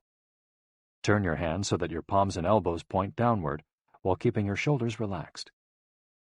2. Reverse the movement as you exhale, making a downward circle with your arms until you reach your initial position. 3. Repeat twice for a total of 3. Metal. 1. Starting from earth posture, raise your arms until your hands are level with your sternum. 2. Turn your palms toward each other, about 4 inches apart, with your fingers relaxed and slightly separated, pointing upward. 3. As you inhale, move your hands away from each other until they are shoulder-width apart. 4. As you exhale, bring your hands toward each other until they are back in position 2. 5. Repeat twice for a total of 3, observing the concentration of energy as you bring your hands together in front of your lungs. Fire. 1. Starting from earth posture, bring your hands level with your heart as you inhale, with one hand slightly above the other and your palms facing each other. 2. Rotate your hands to feel the energy of your heart. 3. Turn from your waist gently to the left, keeping your torso relaxed and your forearms parallel to the ground. 4. With your palms still facing each other, separate your hands, bringing one up until it is level with your shoulder and the other down in front of your abdomen. 5. Turn from your waist gently to the right, keeping your torso relaxed and your forearms parallel to the ground. 6. As you exhale, let your hands come back together in front of your heart. 7. With your palms still facing each other, separate your hands, bringing one up until it is level with your shoulder and the other down in front of your abdomen. Completing the series. 1. Starting from earth posture, inhale as you bring your hands level with your shoulders, palms facing down. 2. As you exhale, lower your arms to rest at your sides, returning to the initial Wu Qi posture. Shiatsu. Created in Japan in the early 20th century, principally for the treatment of arthritis, shiatsu also works on energy flow through the application of pressure with the thumbs and the palms of the hands. In combination with stretching and breathing exercises, it seeks to create equilibrium among the different elements of the body. The following quote is about the Tao Yin, a general term referring to the ancient arts meant to foster mental and physical well-being. It is not important that a Tao Yin have a name. He is imitating something or is engraved in jade. What is important is the technique and the essence of what is really practiced. Stretching and contracting, bending and lifting of the head, stepping, lying down, resting or standing, walking or stepping slowly, screaming or breathing, everything can be a Tao Yin. Ge Hong. Breathe better. Live longer. The book Xiu Chen Shishu, known in the West as 10 Books on the Cultivation of Perfection, dates back to the 13th century and is a compendium of materials from diverse sources on developing the mind and body. It quotes, among others, the celebrated Chinese doctor and essayist Sun Simiao, who lived during the 6th century. Sun Simiao was a proponent of a technique called the 6 healing sounds, which involves the coordination of movement, breathing, and pronouncing sounds with the purpose of bringing our souls to a place of calm. The 6 sounds are XU, pronounced like shh, with a deep sigh, which is associated with the liver. He, pronounced like her, with a yawn, which is associated with the heart. Si, pronounced like sir, with a slow exhale, which is associated with the lungs. Chui, pronounced like chui, with a forceful exhale, which is also associated with the kidneys. Hoo, pronounced like hu, which is associated with the spleen, and Xi, pronounced like shi, which connects the whole body. The following poem by Sun Simiao offers clues about how to live well according to the season. It reminds us of the importance of breathing, and suggests that as we breathe, we visualize the organs associated with each of the healing sounds. In spring, breathe shh for clear eyes, and so wood can aid your liver. In summer, reach for her, so that heart and fire can be at peace. In fall, breathe sir to stabilize and gather metal, keeping the lungs moist. For the kidneys, next, breathe chui and see your inner waters calm. The triple heater needs your shi to expel all heat and troubles. In all 4 seasons, take deep breaths so your spleen can process food. And of course, avoid exhaling noisily. Don't let even your own ears hear you. The practice is most excellent and will help preserve your divine elixir. It might feel confusing to be presented with all the Eastern traditions we've introduced in this chapter. The takeaway is that they all combine a physical exercise with an awareness of our breath. These 2 components, movements and breath, help us to bring our consciousness in line with our body, instead of allowing our mind to be carried away by the sea of daily worries. Most of the time, we're just not aware enough of our breathing.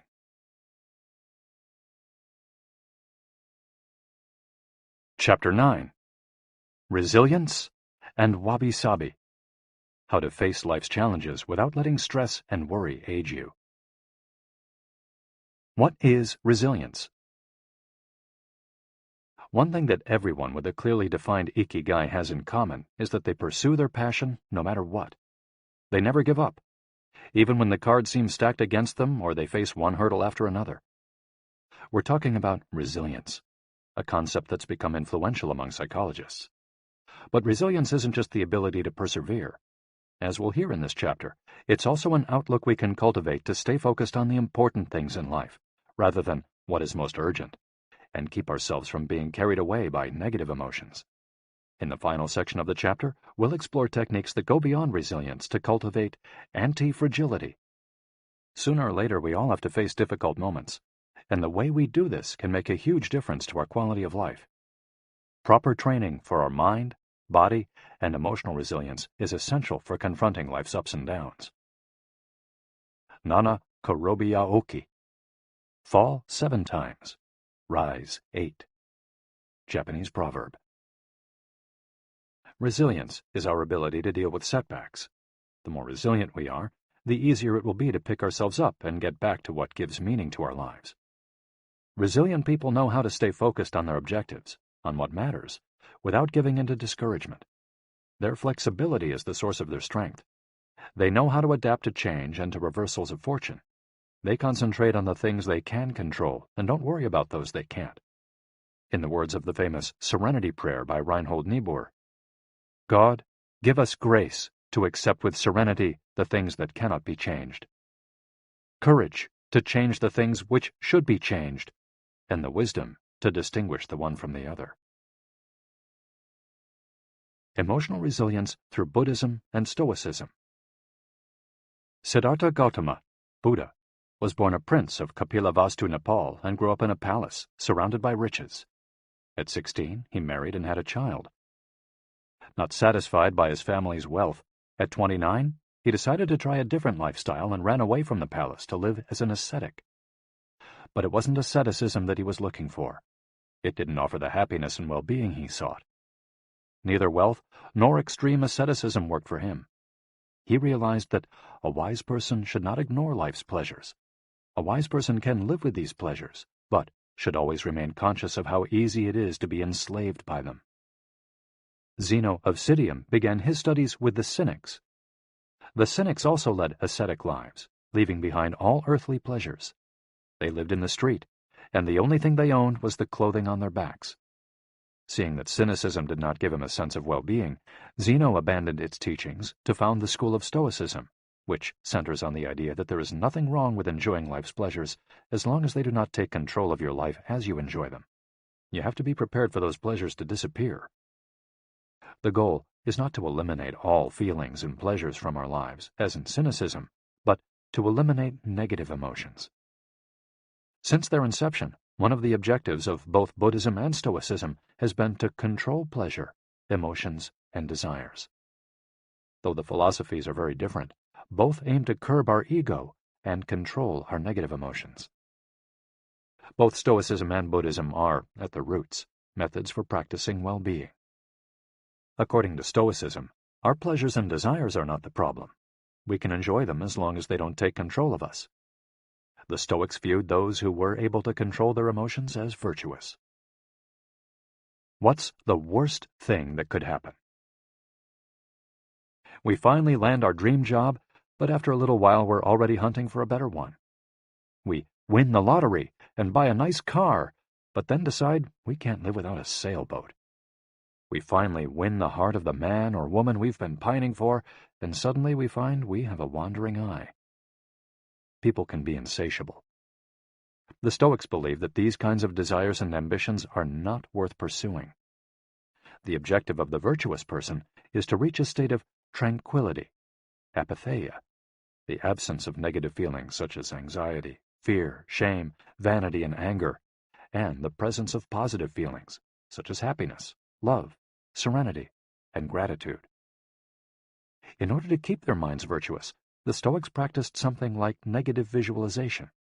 They imagined the worst thing that could happen in order to be prepared if certain privileges and pleasures were taken from them. To practice negative visualization, we have to reflect on negative events, but without worrying about them. Seneca, one of the richest men in ancient Rome, lived a life of luxury, but was, nonetheless, an active Stoic. He recommended practicing negative visualization every night before falling asleep. In fact, he not only imagined these negative situations, he actually put them into practice. For example, by living for a week without servants, or the food and drink he was used to as a wealthy man. As a result, he was able to answer the question, what's the worst thing that could happen? Meditating for healthier emotions. In addition to negative visualization and not giving in to negative emotions, another central tenet of Stoicism is knowing what we can control and what we can't, as we see in the Serenity Prayer. Worrying about things that are beyond our control accomplishes nothing.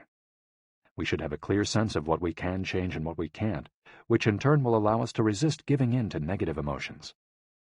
In the words of Epictetus, "It's not what happens to you, but how you react that matters." In Zen Buddhism, meditation is a way to become aware of our desires and emotions, and thereby free ourselves from them. It's not simply a question of keeping the mind free of thoughts, but instead involves observing our thoughts and emotions as they appear, without getting carried away by them. In this way, we train our minds not to get swept up in anger, jealousy, or resentment. One of the most commonly used mantras in Buddhism focuses on controlling negative emotions.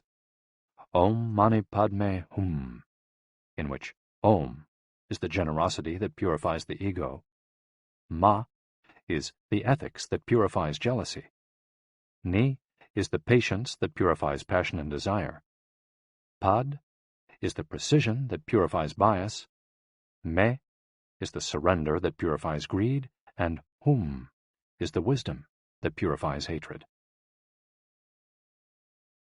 The here and now and the impermanence of things. Another key to cultivating resilience is knowing in which time to live.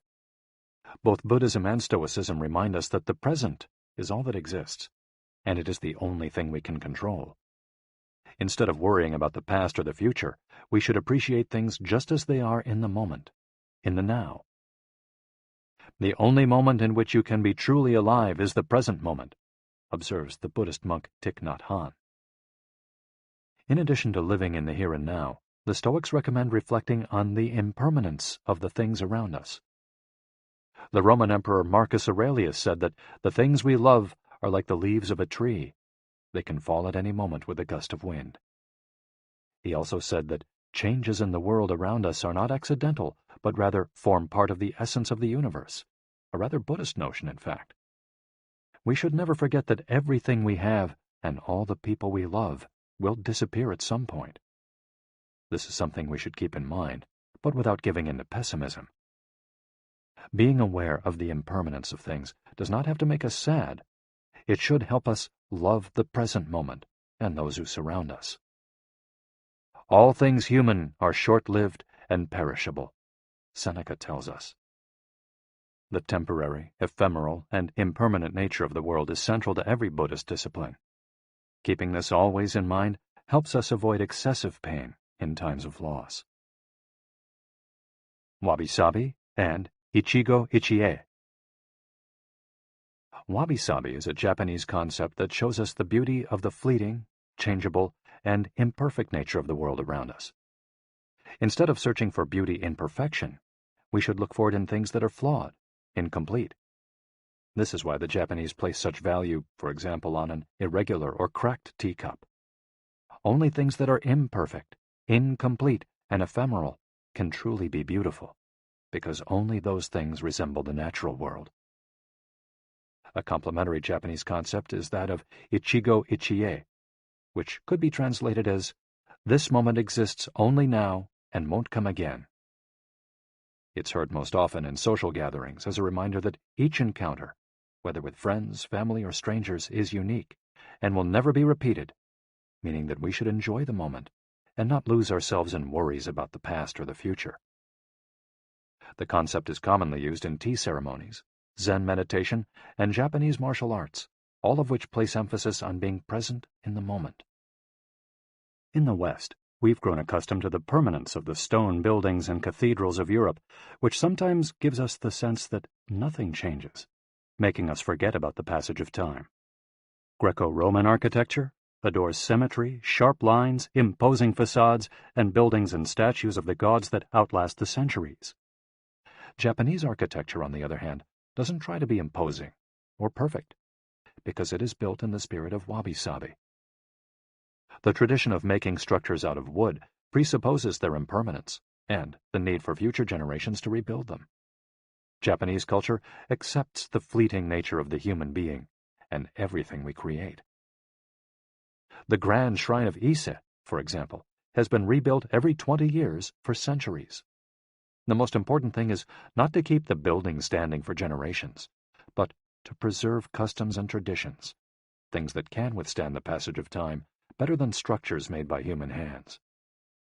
The key is to accept that there are certain things over which we have no control, like the passage of time and the ephemeral nature of the world around us. Ichigo-ichie teaches us to focus on the present and enjoy each moment that life brings us. This is why it's so important to find and pursue our Ikigai. Wabi-sabi teaches us to appreciate the beauty of imperfection as an opportunity for growth. Beyond resilience. Anti-fragility. As the legend goes, the first time Hercules faced the Hydra, he despaired when he discovered that cutting off one of its heads meant that two would grow back in its place. He would never be able to kill the beast if it got stronger with every wound. As Nassim Nicholas Taleb explains in Anti-Fragile, Things That Gain from Disorder, we use the word fragile to describe people, things, and organizations that are weakened when harmed, and the words robust and resilient for things that are able to withstand harm without weakening. But we don't have a word for things that get stronger when harmed, up to a point. To refer to the kind of power possessed by the Hydra of Lerna, to talk about things that get stronger when they are harmed, Taleb proposed the term anti-fragile. Anti-fragility is beyond resilience or robustness. The resilient resists shocks and stays the same. The anti-fragile gets better. Catastrophes and exceptional circumstances offer good models for explaining anti-fragility. In 2011, a tsunami hit the Tohoku region of Japan, doing tremendous damage to dozens of cities and towns along the coast, most famously Fukushima. When we visited the affected coast 2 years after the catastrophe, having driven for hours along cracked highways and past one empty gas station after another, we passed through several ghost towns whose streets had been taken over by the remnants of houses, piles of cars, and empty train stations. These towns were fragile spaces that had been forgotten by the government and could not recover on their own. Other places, such as Ishinomaki and Kisenuma, suffered extensive damage but were rebuilt within a few years, thanks to the efforts of many. Ishinomaki and Kisenuma showed how resilient they were in their ability to return to normal after the catastrophe. The earthquake that caused the tsunami also affected the Fukushima nuclear power plant. The Tokyo Electric Power Company engineers working at the plant were not prepared to recover from that kind of damage. The Fukushima nuclear facility is still in a state of emergency and will be for decades to come. It demonstrated its fragility in the face of an unprecedented catastrophe. The Japanese financial markets closed minutes after the earthquake. Which businesses did the best in the aftermath? Stock in big construction companies has been steadily on the rise since 2011. The need to rebuild the entire coast of Tohoku is a boon for construction. In this case, Japanese construction companies are anti-fragile, since they benefited enormously from the catastrophe. Now let's take a look at how we can apply this concept to our daily lives. How can we be more anti-fragile? Step 1. Create redundancies. Instead of having a single salary, try to find a way to make money from your hobbies, at other jobs, or by starting your own business. If you have only one salary, you might be left with nothing should your employer run into trouble, leaving you in a position of fragility.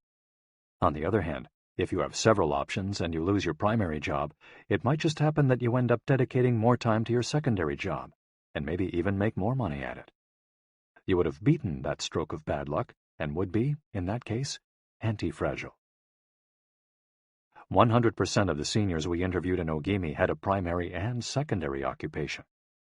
Most of them kept a vegetable garden as a secondary job and sold their produce at the local market. The same idea goes for friendships and personal interests. It's just a matter, as the saying goes, of not putting all your eggs in one basket. In the sphere of romantic relationships, there are those who focus all their energy on their partner and make him or her their whole world.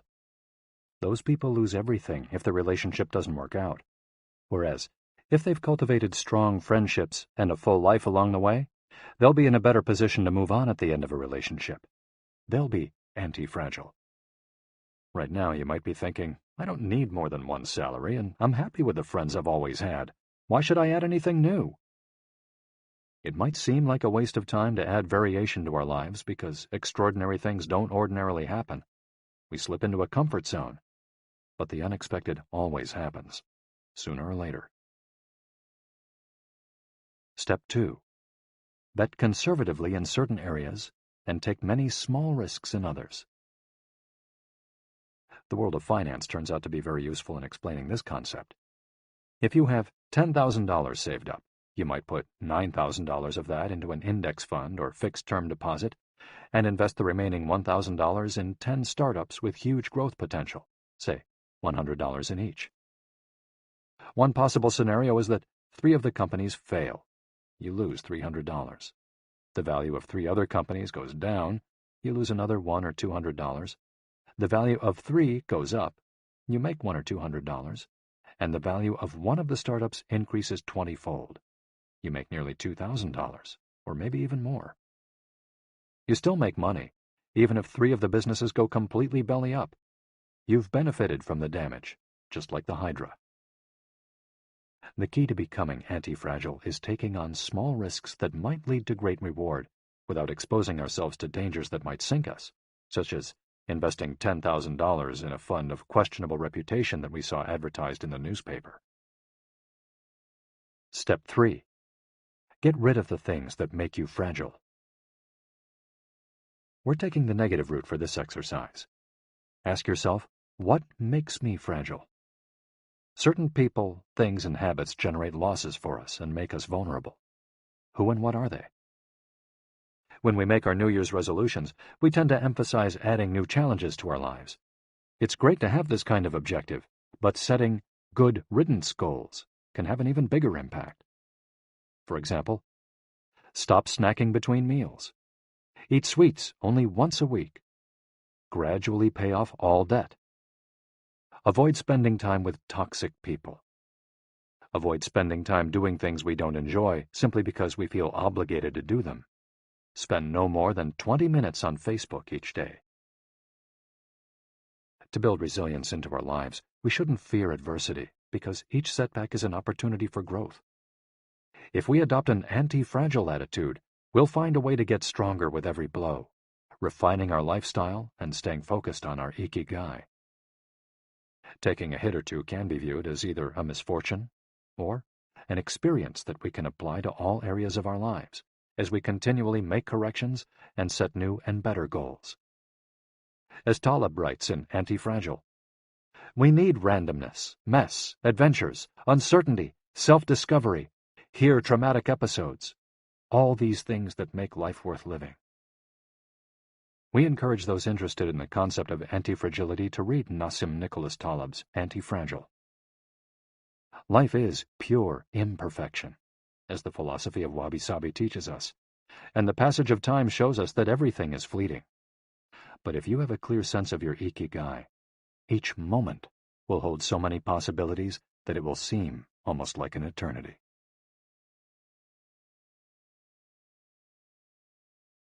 Epilogue. Ikigai, the Art of Living. Mitsuo Aida was one of the most important calligraphers and haikuists of the 20th century. He is yet another example of a Japanese person who dedicated his life to a very specific Ikigai, communicating emotions with 17-syllable poems using a shodo calligraphy brush. Many of Aida's haikus philosophize about the importance of the present moment and the passage of time. One could be translated as, "In the here and now, the only thing in my life is your life." In another poem, Aida writes simply, "Here, now." It is an artwork that seeks to evoke feelings of mono no aware, a melancholy appreciation of the ephemeral. The following poem touches on one of the secrets of bringing Ikigai into our lives. Happiness is always determined by your heart. And one last one, also by Aida, is keep going. Don't change your path. Once you discover your Ikigai, pursuing it and nurturing it every day will bring meaning to your life. The moment your life has this purpose, you will achieve a happy state of flow in all you do, like the calligrapher at his canvas or the chef who, after half a century, still prepares sushi for his patrons with love. Conclusion. Our Ikigai is different for all of us, but one thing we have in common is that we're all searching for meaning. When we spend our days feeling connected to what is meaningful to us, we live more fully. When we lose the connection, we feel despair. Modern life estranges us more and more from our true nature, making it very easy for us to lead lives lacking in meaning. Powerful forces and incentives, money, power, attention, success, distract us on a daily basis. Don't let them take over your life. Our intuition and curiosity are very powerful internal compasses to help us connect with our Ikigai. Follow those things you enjoy, and get away from or change those you dislike. Be led by your curiosity, and keep busy by doing things that fill you with meaning and happiness. It doesn't need to be a big thing. We might find meaning in being good parents or in helping our neighbors. There is no perfect strategy to connecting with our Ikigai. But what we've learned from the Okinawans is that we should not worry too much about finding it. Life is not a problem to be solved. Just remember to have something that keeps you busy doing what you love while being surrounded by the people who love you. The 10 Rules of Ikigai. We'll conclude this journey with 10 rules we've distilled from the wisdom of the long-lived residents of Ogimi. 1. Stay active. Don't retire. Those who give up the things they love doing and do well lose their purpose in life. That's why it's so important to keep doing things of value, making progress, bringing beauty or utility to others, helping out, and shaping the world around you, even after your official professional activity has ended. 2. Take it slow. Being in a hurry is inversely proportional to quality of life. As the old saying goes, walk slowly and you'll go far. When we leave urgency behind, life and time take on new meaning. 3. Don't fill your stomach. Less is more when it comes to eating for long life, too. According to the 80% rule, in order to stay healthier longer, we should eat a little less than our hunger demands, instead of stuffing ourselves. 4. Surround yourself with good friends. Friends are the best medicine. There for confiding worries over a good chat, sharing stories that brighten your day, getting advice, having fun, dreaming, in other words, living. 5. Get in shape for your next birthday. Water moves. It is at its best when it flows fresh and doesn't stagnate. The body you move through life in needs a bit of daily maintenance to keep it running for a long time. Plus, exercise releases hormones that make us feel happy. 6. Smile. A cheerful attitude is not only relaxing, it also helps make friends. It's good to recognize the things that aren't so great, but we should never forget what a privilege it is to be in the here and now, in a world so full of possibilities. 7. Reconnect with nature.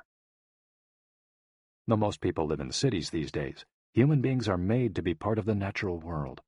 We should return to it often to recharge our batteries. 8. Give thanks. To your ancestors, to nature, which provides you with the air you breathe and the food you eat. To your friends and family, to everything that brightens your days and makes you feel lucky to be alive. Spend a moment every day giving thanks, and you'll watch your stockpile of happiness grow. 9. Live in the moment. Stop regretting the past and fearing the future. Today is all you have. Make the most of it. Make it worth remembering. 10. Follow your Ikigai. There is a passion inside you, a unique talent that gives meaning to your days and drives you to share the very best of yourself until the very end. If you don't know what your Ikigai is yet, as Viktor Frankl says, your mission is to discover it.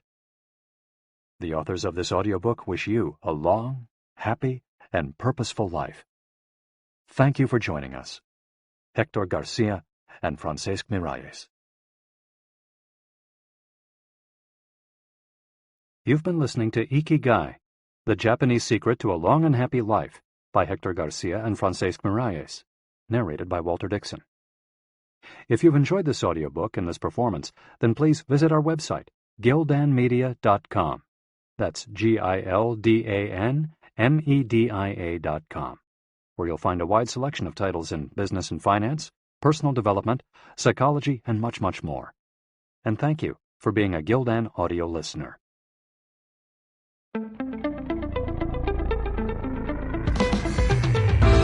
This has been a Gildan audio production. For more affordable, mind-enriching programs, visit our website at gildanmedia.com.